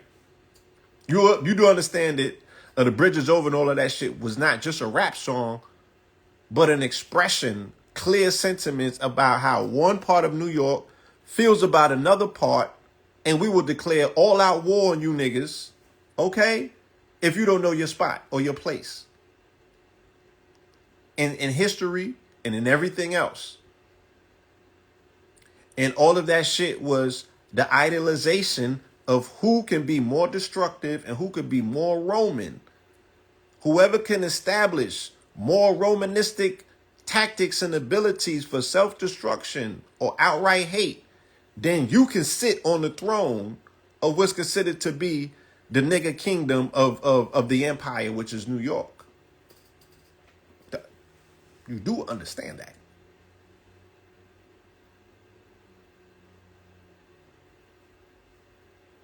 You do understand that.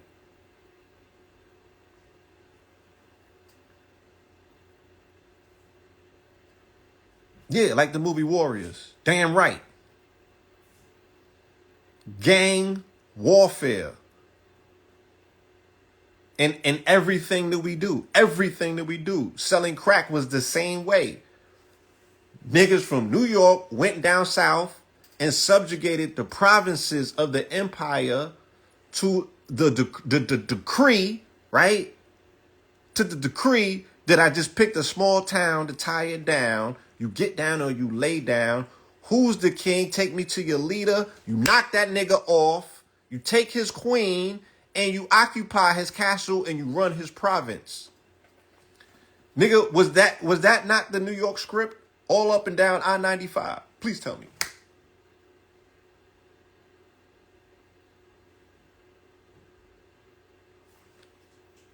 Please tell me, am I lying or not?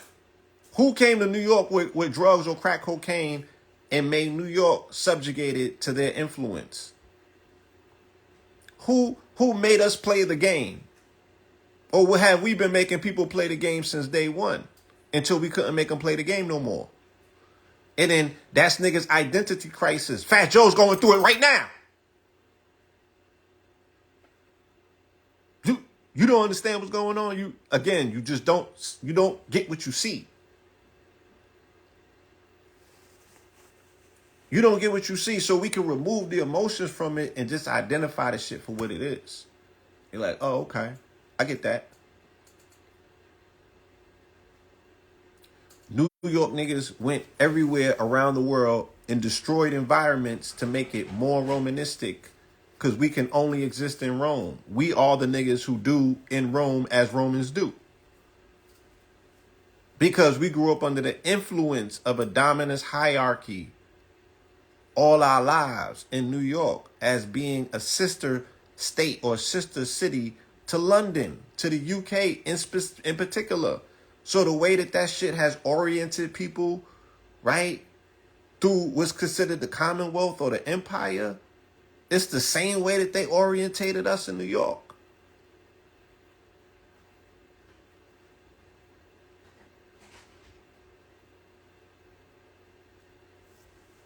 Yeah, we did the same thing with crack cocaine that we did with hip hop. If you don't come and kiss the ring here, nigga, we coming to see you. We coming to get you. We gonna put a hit out. You feel me? You ain't the ones. So the disruption in hip hop was the same way with the disruption of crack cocaine. It was a culture shock, right? When BMF took over, right? It was a New York culture shock, but it had to be done through a prism of New York, where now Puffy, as someone who represented the empire at the time, just symbolically because of the music and the industry, he had to come in Atlanta and kiss the niggas ring after they killed Wolf, right?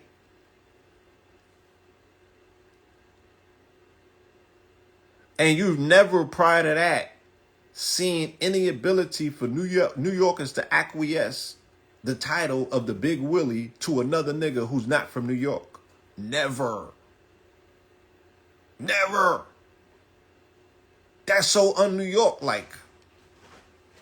Another nigga from New York is the life of the party. Another nigga from New York is the biggest Willie. Another nigga from New York is the top nigga in rap. How, Sway? Nah, I didn't hear SZA's album.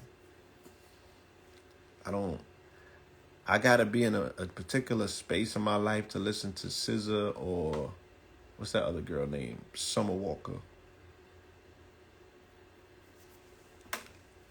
I like to believe that I have a healthy relationship. I don't need to listen to that shit. Baby, you heard SZA's album?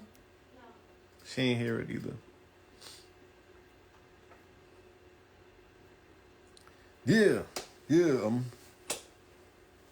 Shout out to Secret. She's in Morocco. Secret, can you tell us what's the energy on the streets of Morocco? With this team making historical strides. The Arabs are going to want to claim them. The Middle Eastern's going to want to claim them. But that's fucking Africa, okay? That's fucking Africa. Let's be clear. That's an African win for the African continent and ultimately for the descendants of the Moors, even if those people wearing a uniform and playing for that flag do not understand the historical significance of beating Spain and Portugal, right? Let alone getting ready for either Britain or France to finalize this shit.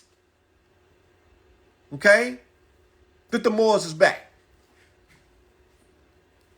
And what a way to end the year after all of that goofy shit taking place with Ye and them, right? Which again is shitting on the legacy of the Moors because he aligned himself with Christendom. He aligns himself with white Christian nationalists, which are remnants of the Crusaders who defeated us during the pogrom when they were expelling the Moors from the Iberian Peninsula, which culminated in the Battle of Granada, January 1st, 1492.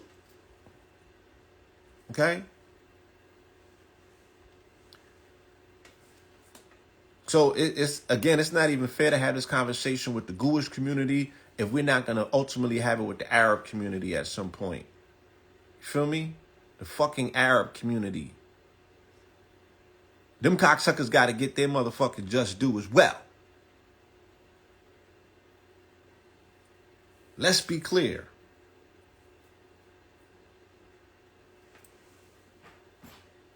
Nasty motherfuckers over there.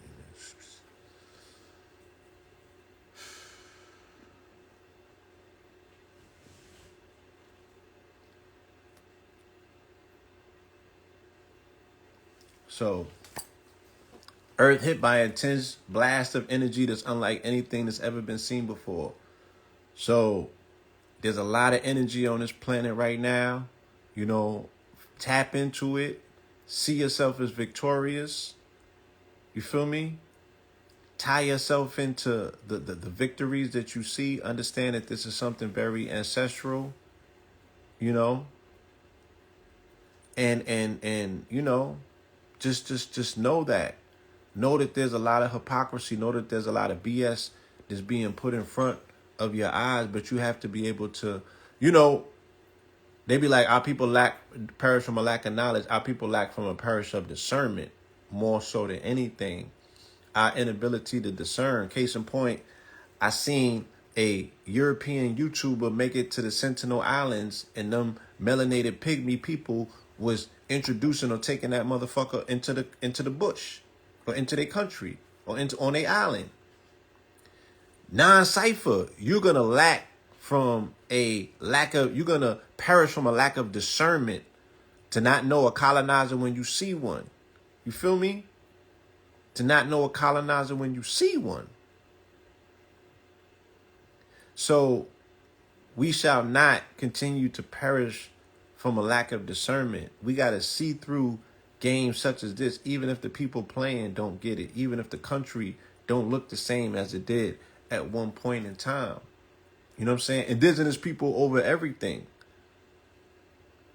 I ain't rooting for France. I ain't rooting for Britain, especially simultaneously at the same time that they're going through a exposing of the media, the same way that the media got exposed over here by Ye and Kyrie, even if it was a disastrous job, the way that they got around to it, we're seeing them expose themselves. They're exposing themselves because of the Meghan documentary. They're exposing themselves because of this political role up at Buckingham Palace, right? And the media is kicking into high gear, attempting to destroy this person's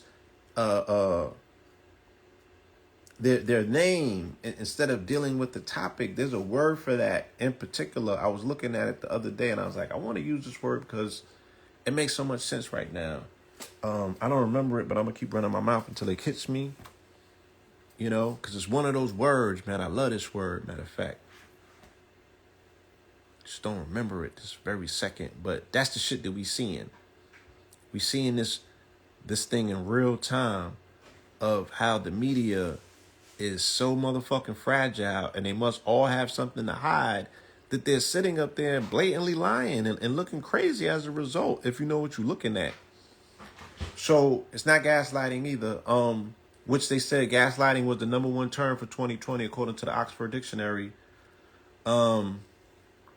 So we see this celebration of colonialism, right? They're about to come out with Avatar 2.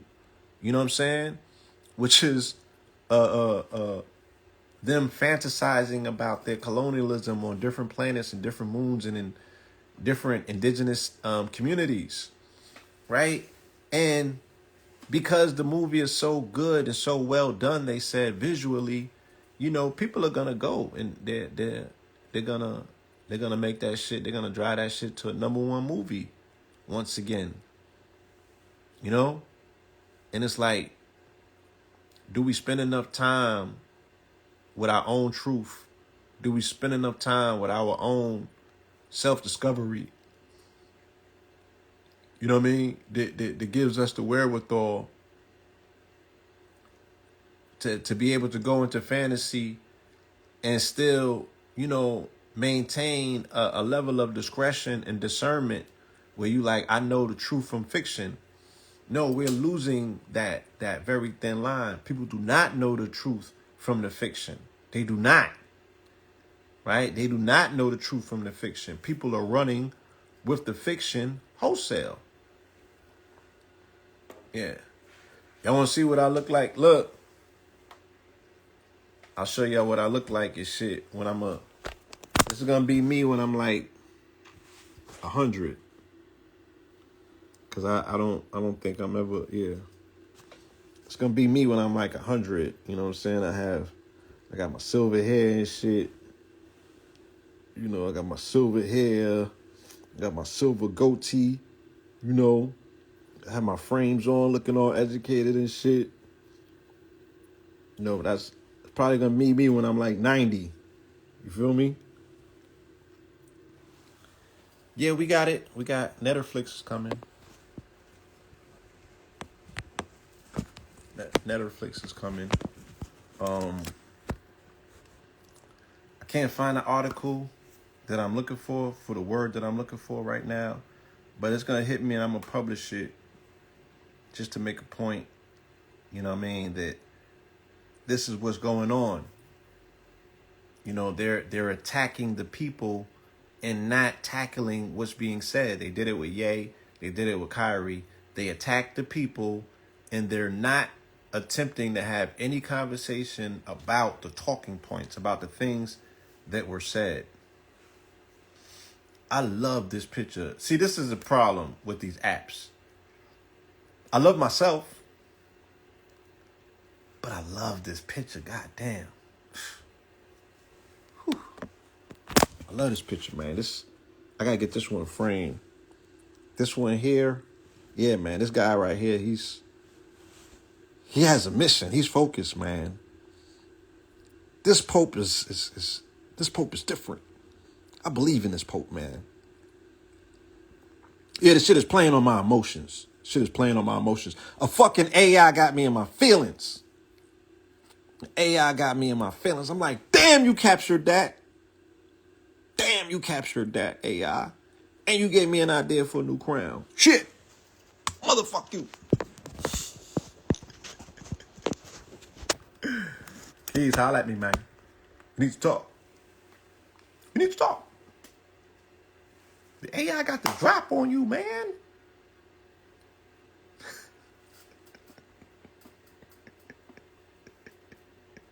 The AI got the drop on you, man. Shit gave me mad ideas.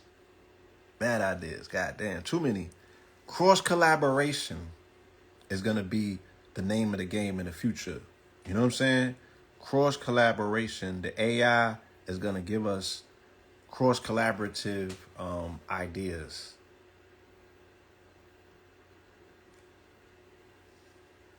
Yeah, AI, man, this shit hitting different, man. Oh, Red had horns in this shit. That's what's up. I had horns in my shit too. But they captured my hair so well. They really complimented, you know what I mean, the texture and the fullness of it, because they got the braids looking like full, like how I want them to look. They got the braids looking like dreads.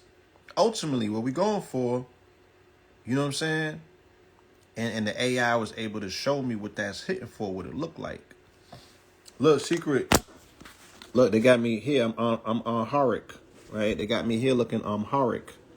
You feel me? I look like I'm straight from East Africa, right? I'm straight East African. I'm from one of them tribes. You can't tell me no different. You feel me? You can't tell me no different. They got me looking mad indigenous. I got like greenish eyes or something like that. I'm not saying that I wanted some, but god damn, they got me. They got my look, cause my braids don't be staying in one place and shit. You know what I'm saying? My shits get real nappy like and unkept if I don't keep them. I got my little braids hanging out the back. You know what I'm saying? Once again, I got a whole new crown. A Kingdom of Buganda? Okay. I'm there for it. Yeah, they always giving me 2 boogers in my ears. My mama told me don't do that though. She said don't come up in this house with 2 earrings in your ear. Yeah, they keep doing that. They keep putting a different type of drip on. Yeah, they captured my ancestral self. So I'm like, is this shit going inside? I mean, what is it doing? Is it reading the auras? Is it? Look, there's shit that came out in these pictures that I'm seeing that it's like, nah, son, you had to know something about me ancestrally. You had to be tapped into my mind to put this shit together the way that you did, because you're getting ahead of yourself. Like, how did you know this? Yeah, the AI is capturing our fucking ancestors, man. We'll talk about it at a different date, because a lot of people have their theories. But I told you, maybe 2 months ago, I said, yo, we already reached singularity with AI. This is not even up for conversation. It's like we already reached singularity. They're thinking consciously, because if they're not thinking consciously, it was impossible. When I was using Midjourney, they were showing me shit that I was thinking about, not things that I typed in the prompt. They were showing me shit that I was thinking about that I didn't type, that I should have typed, because it would be more accurate than if I thought about it enough, then the shit came out in the picture. So I'm like, this nigga is sentient, and we've already reached singularity because it's thinking for itself. What is consciousness?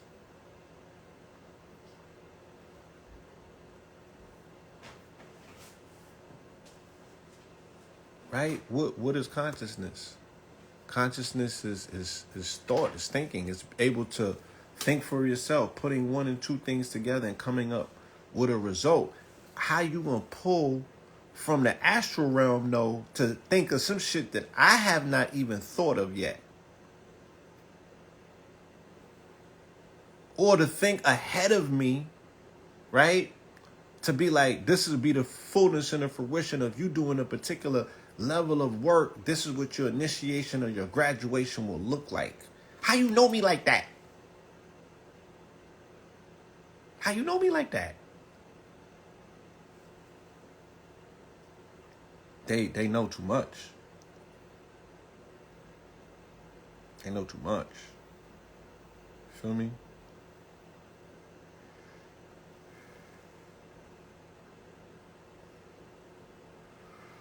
But yeah, they got Poe Pablo looking drippy.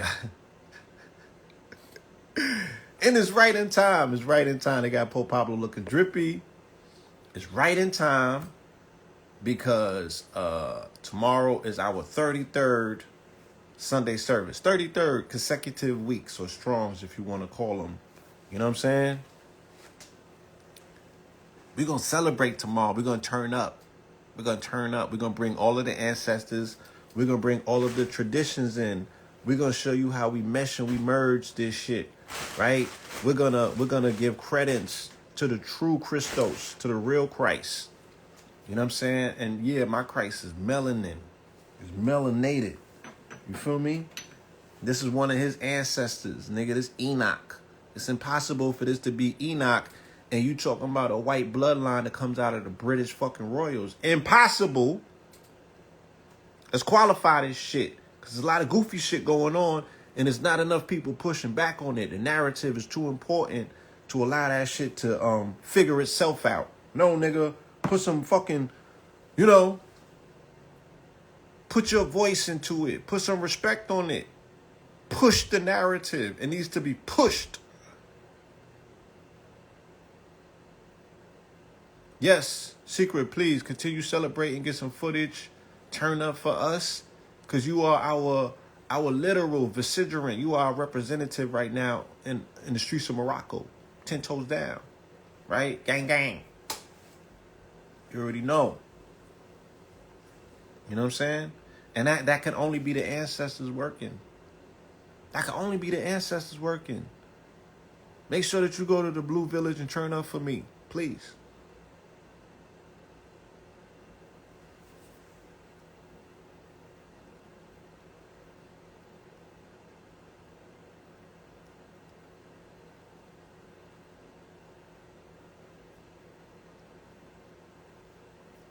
Yeah, so tomorrow is our 33rd Sunday service. This one's going to be beyond powerful.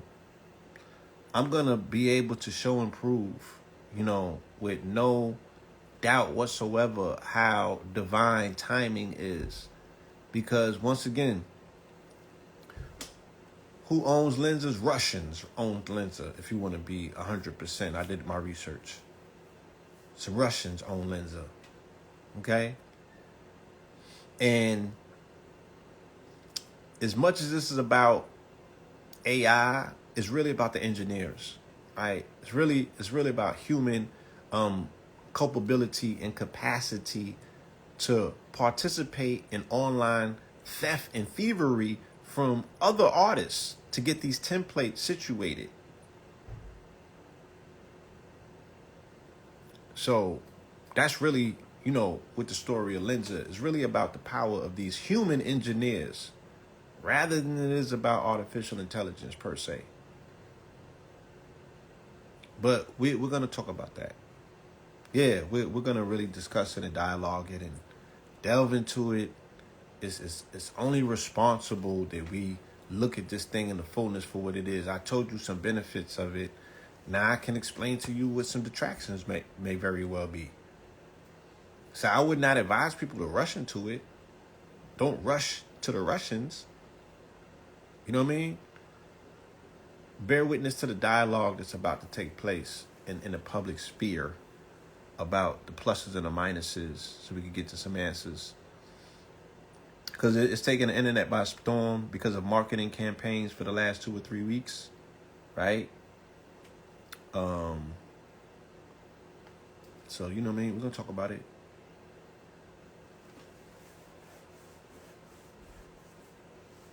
You know what I mean? But yeah, the conversation that Fat Joe was having, again, you know, we have a tendency, once again, as New Yorkers, as baby Romans, to think that we're responsible for any and everything just because we put our fingerprints on it and the shit didn't exist until we got there. And that is, once again, it's a byproduct of being Roman, living in Nueva Roma, which is called the New Rome, which is America, and the capital is New York. Now, I've said it before that Cincinnati is the city on 7 hills. It is the direct correlation physical wise to Rome, right? Because Rome is the city on seven hills. Cincinnati's identical to that.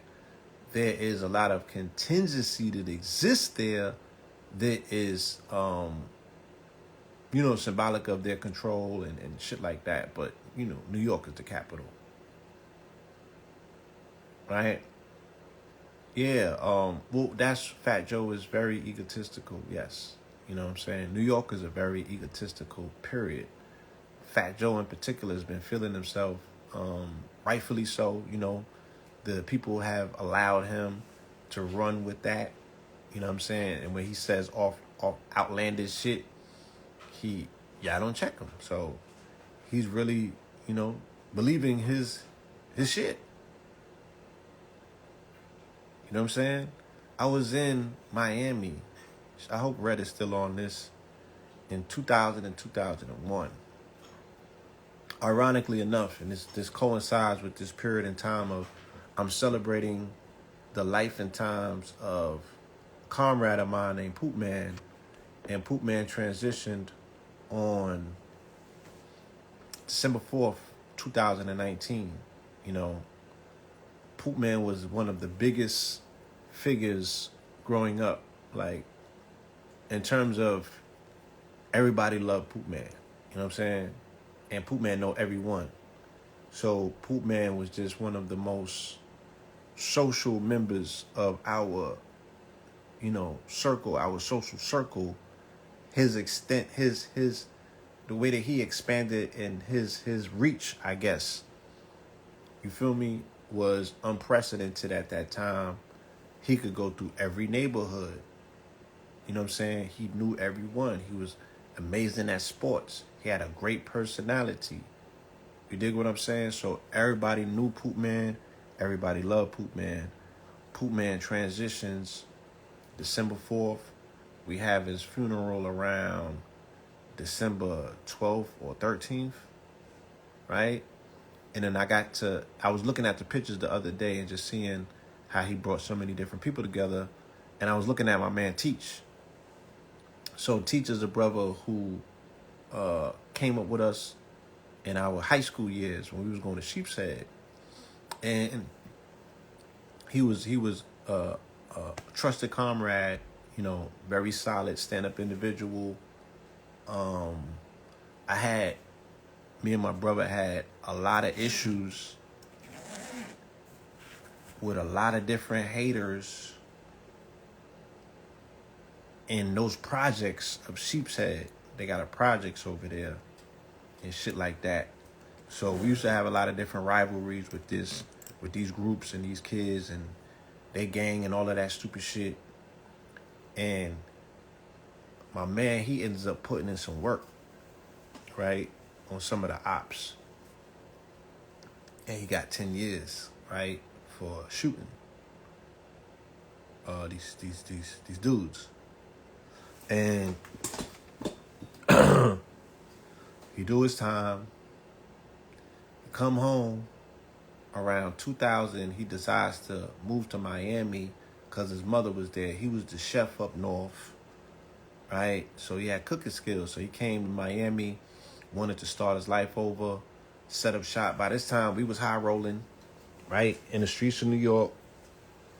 I was working with Mike Tyson at this time, right, embedded in the music industry, fucking with the streets, X, Y, and Z. We was moving, right?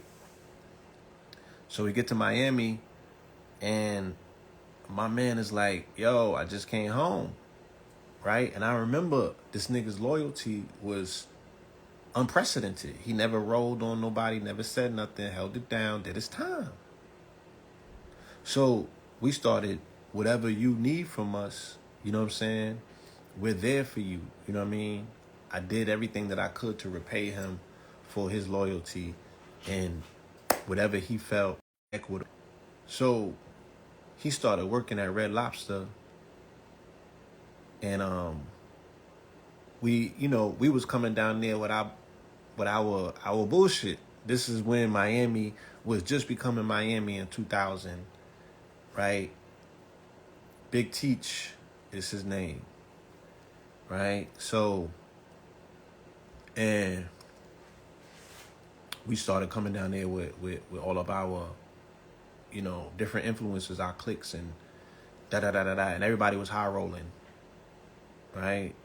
So, long story short, him working as a cook, he couldn't hang out with us as much as he wanted to and go to the spots. So he started doing promotions on the side, and he lands a job with Uncle Luke doing promo, right? Getting the word out for different artists, events, and shit like that. So, long story short, with us coming down there and helping, open up doors, and we had the keys to the city, going different places, walking in different places, VIP shit, X, Y, and Z. He just started benefiting from those associations, you know what I'm saying? And it started changing his social profile in the places that he had access to. So his promotion game got a little bit stronger. Oh, you fuck with Son and them, you know what I'm saying? Cool, X, Y, and Z, yeah, come in, boom. Come to find out, he's working at Uncle Luke. Uncle Luke got an artist on the shelf that's not doing nothing, that's gaining dust. The little nigga was like, yo, I need your help. I see how you out here promoting. I see the niggas that you moving with. You know what I'm saying? Tap me in. I got bars. And this little nigga named Armando ends up being Pitbull. You feel me? So then now, Teach goes from a chef to a promotions to now a manager of Pitbull, who at this time don't got an album or a single, mixtape or nothing. He just got a little street buzz, and Pitbull is leveraging all of his relationships. Teach is leveraging all of his relationships, should I say, to get Pitbull situated in shooting range where he can have a chance. And then comes Chulo. He had a rap battle with Dragon, and then he got into beef with Mr. Vegas. And those was the things that got Pitbull lit. And then the single Chulo took off because Gasolina came out around the same time with Daddy Yankee, and they was chefing both of those together. So this is the beginning of this shit. Fat Joe was no fucking where to be found. Matter of fact, Fat Joe, from what I remember, was leaning on this nigga and not supporting him because Pitbull got caught up in the middle of these niggas' beef and was fucking with Cuban Links to a degree. And then he had to pay because Fat Joe running with DJ Khaled down. Look, I could talk about this shit. I ain't even gonna tell these niggas business. But motherfuckers was hating. Lightweight. I ain't gonna put the full situation on them.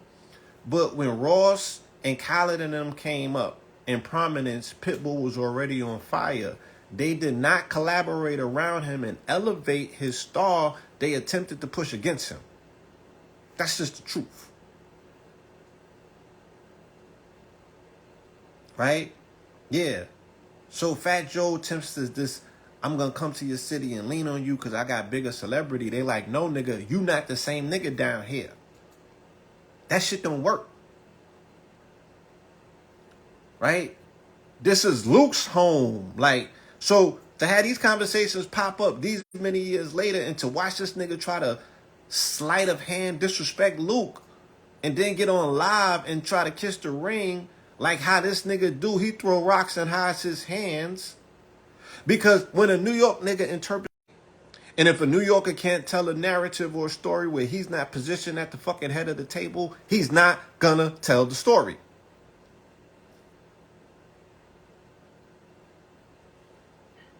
Right? Thou shalt not take the good work that Big Teach and Luke Records did, breaking Pitbull when no fucking body in Miami believed in him. Nobody in Miami or hip hop, especially the Latino community, initially did not believe in Pitbull, right? Fat Joe ultimately came around to it, but this nigga was not fucking with the talking about. He took Brian and them to TVT, right? Brian Leach will have to dispute that. I wasn't there. I can't say yay or nay. I'm just saying, like, in the streets, moving around click to click and shit like that, he was showing respect, but it was not the overwhelming love that this nigga was showing. It was not the Khaled love that Khaled got when these niggas was positioning Khaled to be like, he was the face of Miami and he was pulling in Ross. And him pulling in Ross was not like, yo, you never seen a fucking a song between Ross and Pitbull. And they was talking about Miami was Trick Daddy's. Trick Daddy ain't had no music at the time. Pitbull was running that fucking city like that.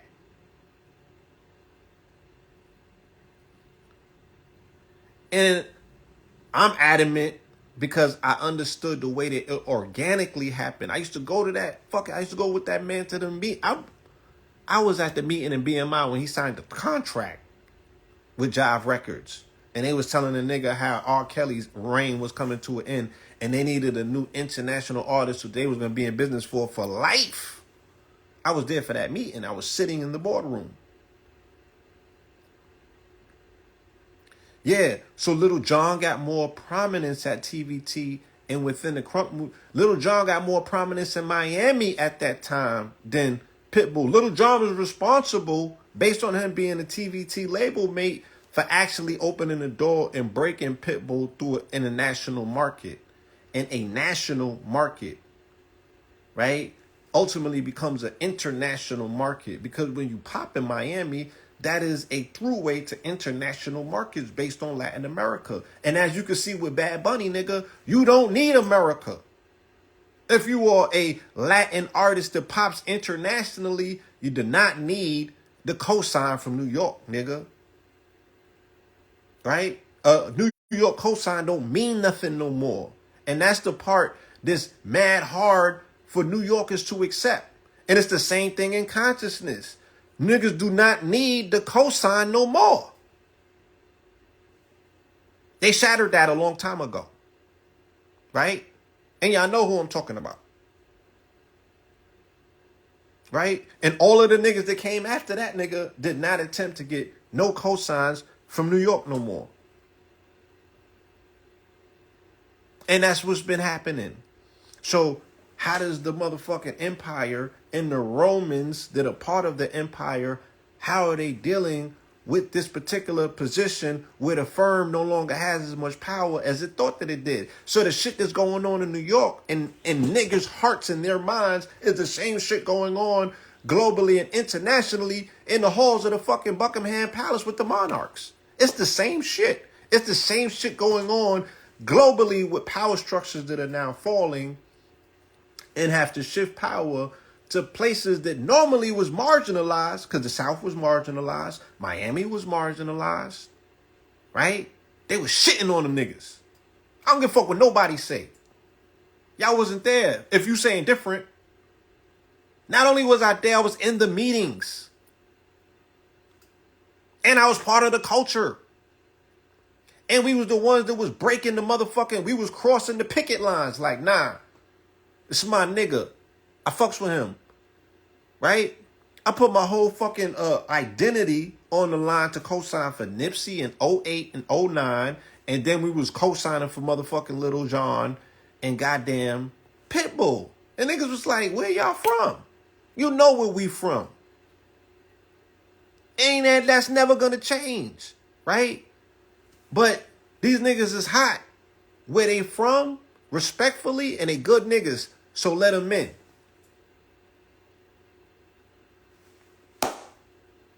Right? And both of them, one of these niggas has gone on to become an international star, and the other nigga has transitioned to become like a Pac-like ass figure. You feel me? So, and that was just in hip-hop. I ain't even gonna list the niggas that we done brought through consciousness and cosign and had to clean these niggas up and put them on a conveyor belt. You feel me?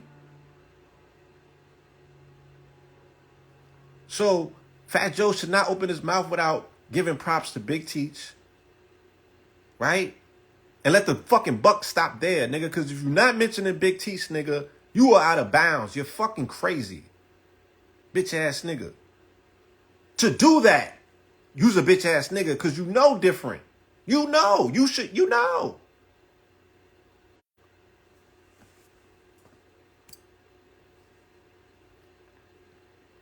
How dare you? And Teacher's still in Miami today with one of the number one restaurants, right? What's that shit called, Red? Mac and cheese. No, what is it called?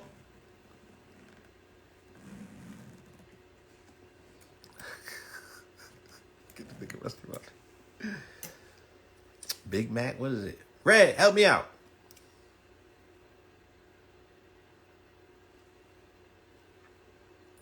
So he went back to his cooking skills after the music industry. House of Mac. Yeah, House of Mac and Cheese. Shout out to House of Mac and Cheese. Shout out to Big Teach. Shout out to his family, right? Shout out, rest in peace to Poop Man. You feel me? That man put on for his adopted city, where he put this whole fucking city on the back. Nobody believed in that little fucking Cuban called Pitbull. Nobody. He did that. He did that. He turned that tide. And we helped him. But he did it. It was his fucking groundwork. It was his relationships. It was his grind. It was his refusal to not be like, nah, I ain't gonna help the little chulo out. You know what I'm saying? Niggas coming from New York hip hop knowing that we don't even fuck with this shit. But you don't turn your back on good people. And Pitbull put in mad work. And Pitbull is a good person who comes from a good family. Right? Cubans is something else in Miami. Granted. But that's not what we had got from Pitbull and his people. You know what I'm saying? They were very, very welcoming. Very respectful of African traditions, as well as melanated people who got a particular frequency and vibration. They pick up on it. Them niggas are spiritualists. They're Cubans. Some of them know your shit better than you. Real talk. Them grandmothers, nigga, you crazy?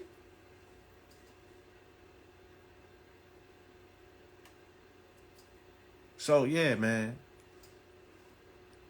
Shout out to that, man. Yeah, I remember that nigga marginalizing or attempting to put shade on Pitbull because of Cuban links and because motherfucking Khaled was coming out and Khaled was acting funny with fucking Pitbull and them because of they wanted to break goddamn Rick Ross and make it seem like he was the motherfucking top dog of mine. I remember that shit.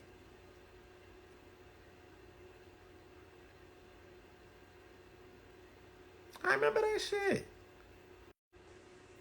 This nigga's feeling himself, man. But, you know, that's the Roman in him.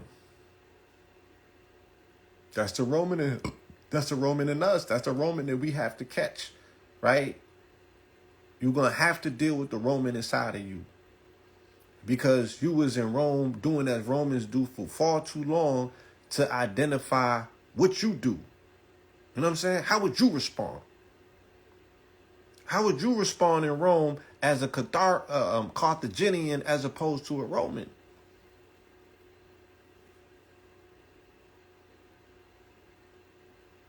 Right? These are my personal questions. Everybody you probably don't, you know, this might be level 10. You might not go that deep with it, but you feel me? And then we see it coming all to a fruition. You see Sizzler burning the plaques. You see Sizzler burning the plaques. You know what I'm saying? Saying what? This nigga has been culture vulturing for far too long. Because when they was trying to break Khaled back then, Khaled was spinning at the radio, but the nigga was really going to Jamaica. He broke in by way of dance hall. That's how he really broke in. If you niggas was down in Miami at that time, Khaled went back door and broke in with dance hall because the nigga wasn't really getting the wherewithal to break in via hip hop. Initially, he broke in with dance hall. You feel me? And then when Lil Wayne and them came, after the BMF migration to Miami, Lil Wayne and Cash Money come after that, right? And this is when they start handling the mantle over to nigga who they can control, who's on the radio, right? When the crack game is get to a small town and tie it down, you trying to find out who's the Willie, knock that nigga over, take the queen in the castle, right? And run his people like vassals. That's the game, if you don't understand it.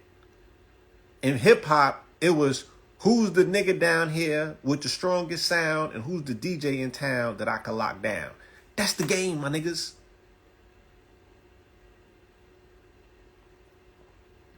I'm talking before the We the Best. I'm talking before this nigga had Ace Hood, right? I'm talking before any of that shit. I'm talking about Miami, when this nigga was still semi-slim, okay? I'm talking way back then. And you know who was there? You guessed it. I was watching all this bitch ass shit unfold. They be like, chill, son. They be like, chill, son. I'm like, y'all see this shit? Couldn't stand this nigga. Couldn't stand that nigga. Oh, people, brother.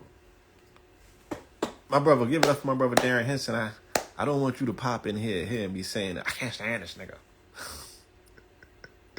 That's unprofessional. I apologize. But yeah, Khaled was not necessarily a team player. They wanted to break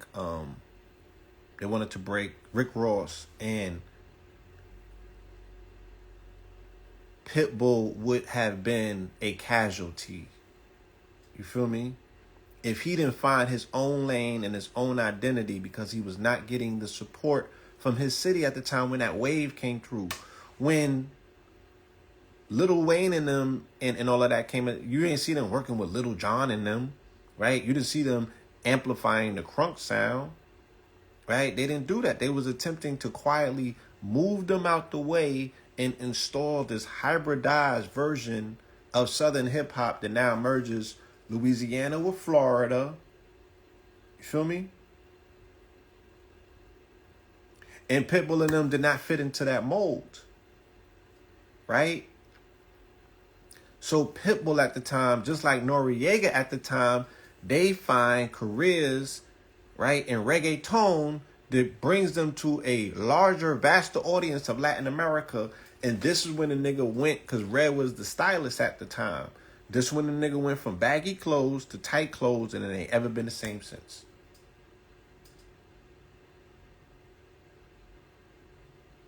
Yeah, the Coke anthems, because the Coke boys started going down south. After French Montana makes his way to Atlanta, then they ultimately make their way to Miami, and all of that shit converges at the same time. You're always going to find Baby in the middle of the crux of it. He's going to bring the drugs, the gangs, and the debauchery. Feel me?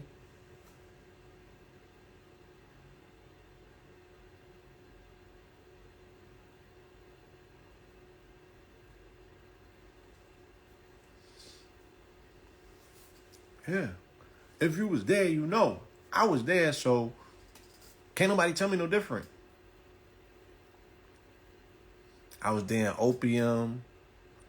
I was all them any club that you can fucking name. Even the shoot 'em up shit. Shout out, rest in peace to Dewberry, right? I used to go to all of those clubs where these niggas were smoking coke blunts. All of them. Right? Holding my man down while he had to promote in all of those piss in the wall clubs in Miami. In the most treacherous parts of Miami. You feel me? We used to live at King of Diamonds.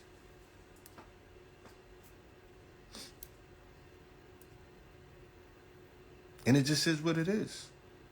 You feel me? It is what it is. So, yeah, that was the Miami shit. You know what I mean? And I'm sure that Red will have a lot more to add on specifically to this conversation. You know what I mean? Because he really, really, really, really was there. You know, he stayed, should I say. You know, he was there to the degree that he stayed and he pitched the tent, set up shop.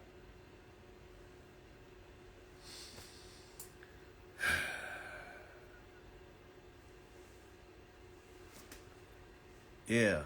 Shout out to 305, Dave, Hallelujah.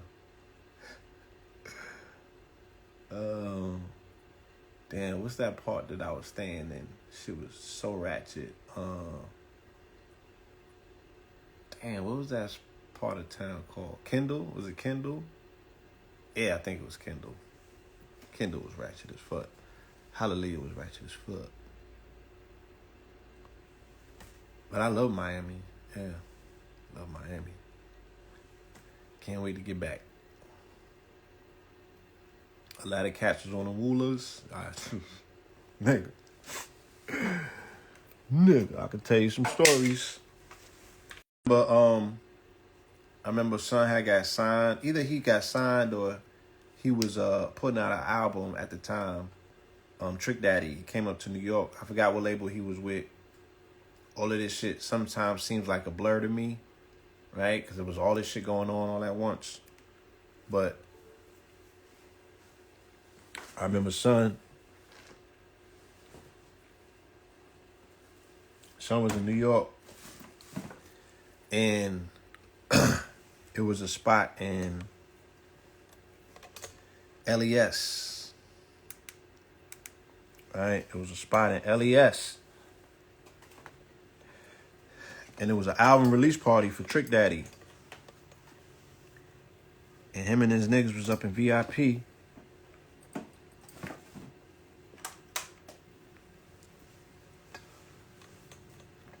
Him and his guys was up in VIP in New York. And them Coke blunts came out.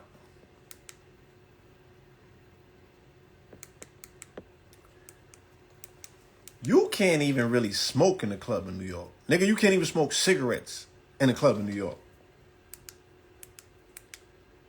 Let alone Coke blunts, nigga.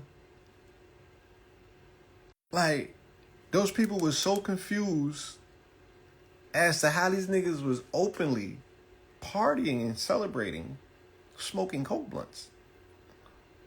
In the midst, you know, while celebrating. Because this is like, I don't know, man. This shit was like 06, 07. Like, it wasn't abusing drugs and hip hop wasn't a thing yet. Right? So niggas was baffled. Nobody went beyond, like, it wasn't even an open acceptance of people doing bumps and snorting coke, other than with, you know, Raekwon and them held in line with the one-on-ones. Like, they wasn't giving up none of that shit. But they was like, look, this is the only, it's like, all right, so who else in hip hop is a cokehead per se and was willing to say it on wax? Nobody was really willing to say that shit. You know what I'm saying? So we get in the club and shit. These niggas is openly smoking Coke blunts. Now, I had already seen it in Miami. I seen it in Miami.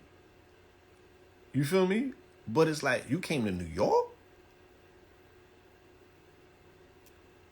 Smoking Coke blunts in VIP?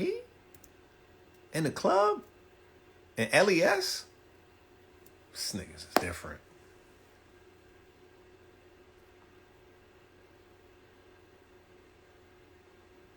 This niggas is different. Yeah.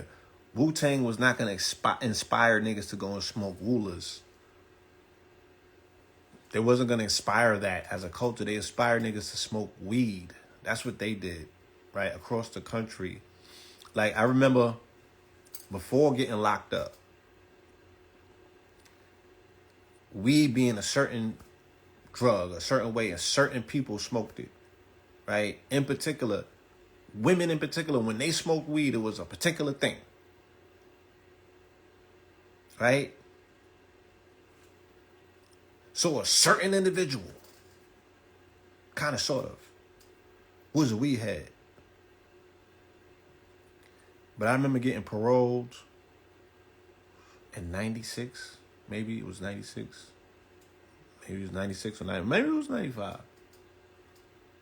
But I had got unexpectedly paroled. I didn't even know that I was getting parole.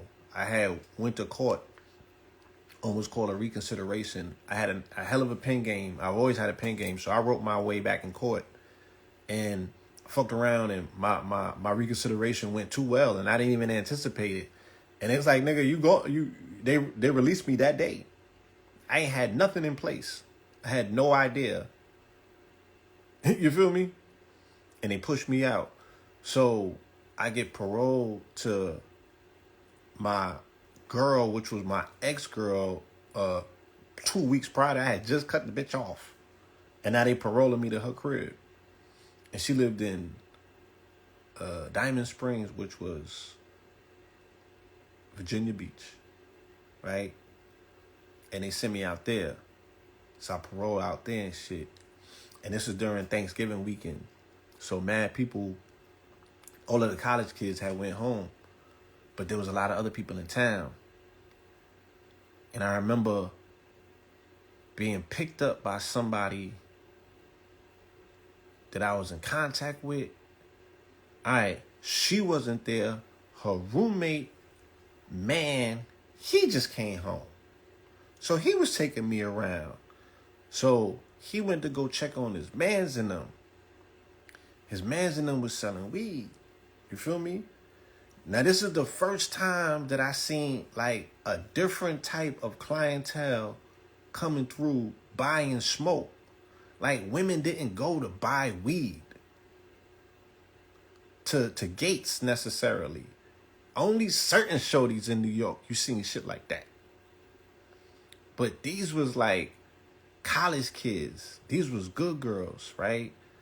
And niggas was utilizing all of those transactions to finesse them out of the box. And they was mad goofy, not understanding how these niggas was leveraging a little fucking plant to get in their pants. And I was blown away like, oh shit, this was going on? I'm just sucking dick for weed? Not even crack no more. This taking place for weed? Yeah, son. And they said they had got turned out by Wu-Tang. And then, of course, if you niggas know, if you're on the line, right, you know that the Wu-Tang niggas was in Norfolk, in Virginia Beach, right? That shit became a satellite for Wu-Tang. All them little niggas, everybody thought that they was part of the Klan, putting the decal and the bumper stickers on their car and shit, right? Everybody wanted to be them niggas. Everybody wanted to smoke weed and sell weed. All of a sudden, all of that shit came out of Wu-Tang, right? And they was running the biscuits from the South up north. And I'm not saying nothing that you don't know because it's in the Village Voice. It's in the Village Voice, nigga. They had already did all of these investigations on these niggas and they told what the fuck was taking place. I'm just telling you that I saw it. So I was like, I had no idea that it was that bad. I didn't know that they was turning shorties into fiends with the Zaza. Because remember, this was when a different type of weed was coming out. You know what I'm saying? There was not the shit that you was buying. You know, you could go to Lincoln and Powell and get, you know, chocolate and Sensimina and Golden Tie. Or you could go uptown to Branson and get the designer weed, right? The GMO weed, yes. And that's what Biggie and all of them was doing. They was going to Harlem to Branson to get what's called the Branson, which out Cali, y'all would just call the regular shit. You feel me? This shit was not popping like that. Niggas did not. Arizona came in as a weed strand. This was in the mid-90s, and this is when mids come in. All of this is taking the shit from Reggie, Chocolate Tie, and all of that shit was about as diverse as you got until the Branson shit became a regular thing. And then they create a pipeline where they start bringing this shit out west over here. But they really started running the shit from the South or from, you know, from the deep South. Arizona is coming through these regions. Any place that Mexico was bordering this country is where they was bringing it in. You know what I'm saying? And then I gets to find out when I go down to Arizona that the Mexicans is in bed with the neo-Nazis running this shit. The skinheads and the Mexicans was the one behind the Zona, right? And I got so far behind the wall that I heard the neo-Nazis saying, yeah, this is our nigga contingency plan because they were spraying the fucking weed with water with contaminated blood, AIDS blood on it. I seen it. I seen all that. I don't give a fuck what nobody say. This is not up for argument. This is not up for argument. Yeah, I mean, Piff, you know? You had the Zona, you had the Piff, right? And then Shice Bubba and them was bringing the perp over from, right? This becomes the throughway, how the shit is coming from Cali over to this side. But weed comes over this way, but also weed was coming from that way. So, what are we talking about? And all of that until this day is here we find ourselves at this particular space and place and time where now they're not just cutting it with contaminated AIDS blood, they're cutting it with Fetty, right? And the Mexicans and the neo-Nazis are still strongholding in the game, putting the cut on it. Now, come and tell me if I'm fucking lying. Tell me if I'm lying. Well, only thing you see is the Mexicans. Who's cutting this shit with Fetty? As clear biological weapons, sending that shit into the hood, the cartels. Who? Who?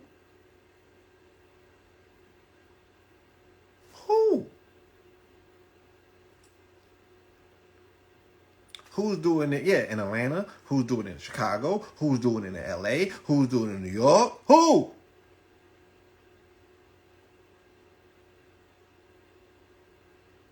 Dispensaries ain't cutting it with Fetty.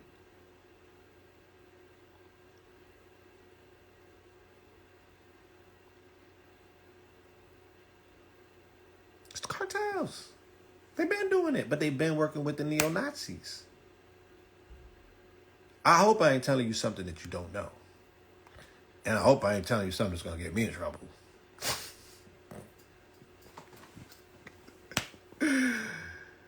Oh, man. Because this was happening in the 90s.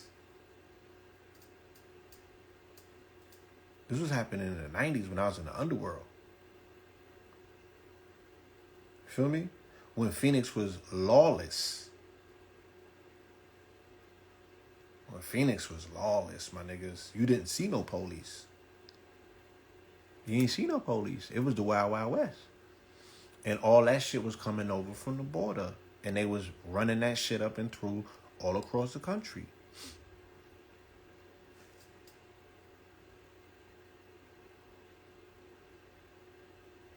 Yeah.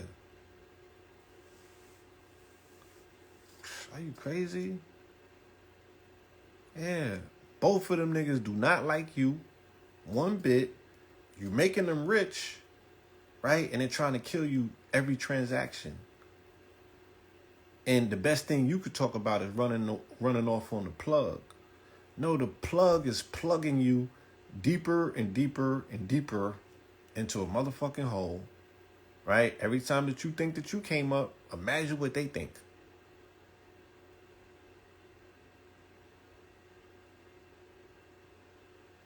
Yeah. And now we got to contend with an endless rendition of documentary series about the biggest fucking drug dealers in our community. And they are lionizing them, the anti-heroes becoming, right, the goals.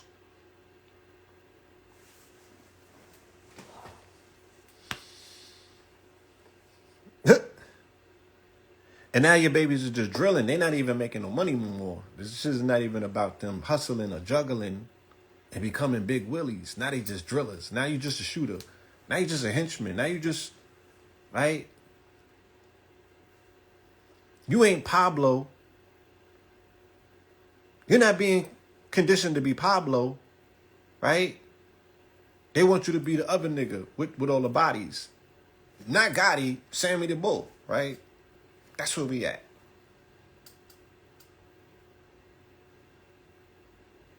You not Pablo. You was a psychopath, killer, hitter nigga that Pablo had. That was bodying everything. That's the goals. That's what people want to be. You not even Sosa. You want to be the niggas who hopped the fence and came to kill Scarface, to kill Tony. That's the goals. And they just good with that. You want to be that nigga that run down on Pop Smoke and body him and leave the Russian bitch alive. That's who you are. That's who you are. They baby old dogs, right? And again, shout out to Panic. I heavily recommend that you watch that 90s breakdown that he had about duality, right? And old dog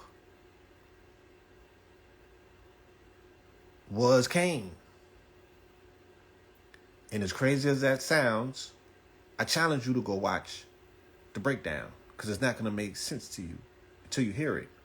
The twinning, the brothers. And he so elaborately, even if he didn't consciously understand the role that Kanye and Kyrie play to this narrative, even if he does not understand the cosmological timing of him putting that video out, even if he does not understand the nuances, right? He still did his thing, yes. He still made it plain, and it's for us to put the pieces back together. Because I'm like, well, how you going to exclude the preeminent part that's being played by the fucking Gemini himself? You can't throw that away, my nigga, because you don't want to deal with it. Don't personalize it. Let's deal with it, right? Let's watch this thing and see it for what it is. So that had every part to play with it, right? And this Gemini full moon got every part to play around the time when that video comes out.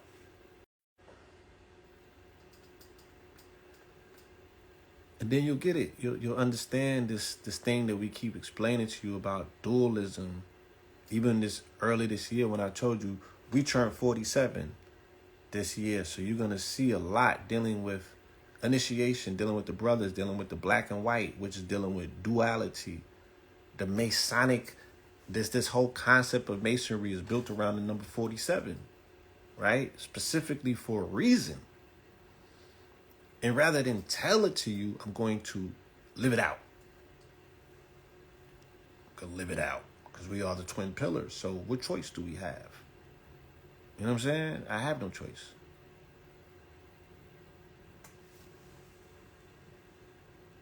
I have no choice. We got to do what we got to do. You know? And again, what better way than to take the information, you know what I'm saying, and manifest it, live it out. We have no choice. Dualism. You feel me? Dualism. You know what I mean? People are prisoners to it. You know, that's not the expression. We went quantum in 2020, and that was supposed to be the ending of dualism. You were supposed to be able to find the middle ground or the third pillar, what's considered Thoth, which is knowledge. Don't deal in dualism. It's a prison. It's not either or, it's both. That's quantum. Shout out to Raz Ben. We've been there since January 2020. Put dualism behind you. They're attempting to pull you back in. And I'm not doing no better than narrating these conversations about race, right? Because obviously it's still something that we have to wrap our mind around until we can get through it. You feel me? But it's very much a distraction, and it very much is pulling you back into dualism. It's very much dealing with something that is not necessarily post-2020, because you can't get past dualism until you deal with responsibility and accountability, which also was major themes and major tropes during 2020. And people skirted responsibility, shifted the blame, you know what I'm saying, and missed their calling. So here we are, still dealing with the bullshit, but the universe has provided the exit for you. We have failed to take it. Here we are, again, still talking about race, right? They put this shit right in front of your face with a mixed, quote-unquote, princess, and that's all they keep talking about on that documentary. Mix, mix, mix. Why? Because it's the dualism of black and white. Personified in a person, right? Now it's roiling an entire country, right? That is steeped in race per se, or steeped in racism per se, again. But when you go back to the history of this family, in particular, the Windsors, when you go back to Bavaria, when you go back to Germany, you're going to find melanated people in the bloodline, right? This is all an expression of black nobility. So there never really was a time when melanated people were not sitting as monarchs in Europe, right? But because we're at such a place of distraction and just nobody knowing no history, they can play this farce in front of the world that, oh, black people, where did they come from? Come on, son. There would be no Britain if it wasn't for melanated people, right? The oldest ancestor that they found in Britain, goddamn, is black. Or melanated, carbonated, for lack of a better term, right? Because that shit is denoting it from any ethnicity, nationality, or semblance of, being attached to a historical account. Who are you and whose are you? Stop telling me that you are this amorphous being that's black. Nigga, I need to know more. Let's get specific. Cheddar Man, yeah. Cheddar Man sounded a lot like Rodder Man.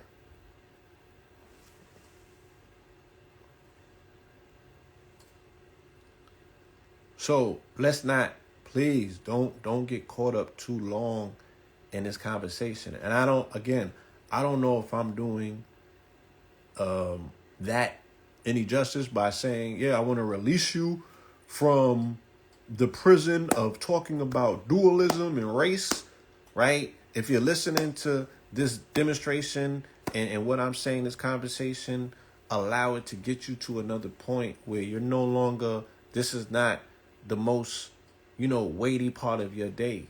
Get through it so you can move. You feel me? The race is a prison. It's a trap. It's a box. My thing is about helping us get out of boxes. But I got to identify all the motherfucking walls, all the corners, all the points. Because I got to convince niggas that they're in a box first in order to even, lower the rope down to get you out of the box. So I'm just expressing clearly that the winds of our past, the winds are blowing. And we're able to bear witness, right, to the results of what it looks like, what an incomplete past looks like, that refuses to go away. That's always going to continue to pop up in different things, different iterations, different demonstrations and different iterations. So what we're seeing in the World Cup right now is the winds of our past still blowing and still telling a story, right, about an ongoing crusade of melanated people who through love, right, were willing to go into a region of the planet and civilize that planet and take people out of barns and lift them off of their knees and show them how to bathe and show them how to write, show them how to use forks. And this is the thanks we get to this day, right? Because it was infringing upon this fragile fucking concept of a white Christ, right? And that is the indelible cancer of this planet that has to be eradicated and excommunicated. If anyone is talking about returning us to a semblance of motherfucking soundness, where we can think straight, where we can have a vision into the future, where we can save the planet and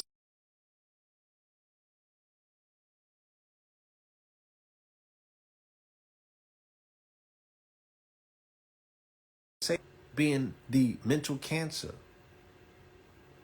right? Of all things indigenous, all things melanated, all things diverse. Okay? Has to go. It has to go. And that's that. You know what I'm saying? I got to do that to get around these censors. You feel me? So we're going to save this. I want other people to benefit from this dialogue. You know, let us not be selfish. If you want to show some love, $ Blue Pillar 44 is the Cash App. Again, we're building out an apparatus. I can't speak too much on it, but it's revolutionary. It's the next thing. It's the wave. It's what we need, you know, to stay informed and to stay reminded, you know what I'm saying, of who we are and whose we are at any and all times. You dig? Tomorrow is our 33rd session of the Mineral Ministry, Lion Gates Ministry Presents Sunday service, and I'm going off. I'm going in and I'm going off. I'm going in and I'm going off. On this one, it's going to be epic. Trust me. Woo. And we're going to show and prove, undoubtedly, how this science is exact. And what is this science that we speak of? Reading the scripture coincidingly with the day of the Gregorian calendar. This is how you unlock scripture. This is how you put credence back in those words. Because it's still a book. It's still words in a book. Right? Niggas is out here following Tony Montana. So don't talk to me about what's real and what's not. You feel me? This shit has an indelible effect on your motherfucking life. You better control this narrative and stop allowing it to run out of control and run ramshot on you, nigga. How the fuck you end up underneath the foot of the colonizer and he can't find himself in the book, but your ass is all through it, but you underneath somebody's foot? We not doing that, man. We not doing that. Feel me? Gonna get you up off your knees, man. You don't genuflect to nobody. We don't curtsy to nobody. Right? They curtsy to you. Fuck out of here. So yeah, man, tap in. Tomorrow's gonna be epic. I want to thank you. Peace, love, and light. Put this thing up. But yeah, this thing that's being built. Epic. Epic. So proud of myself. Because this is where my passion is at. You know what I'm saying? This is what I love to do. So I'm going to be able to do it on another level. You know what I'm saying? Yeah. Shout out to Dr. Umar Johnson. I think he did a wonderful job, you know, on Breakfast Club. He held them accountable. He put Charlemagne on the spot. He put charges on him in real time. You feel me? He ain't duck no fade. You know what I'm saying? I think that it was a wonderful demonstration and dissertation, you know.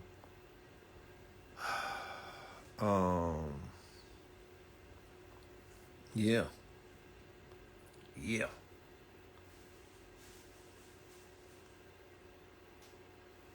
You know? Oh, Jesus, they say, huh? Peace, y'all.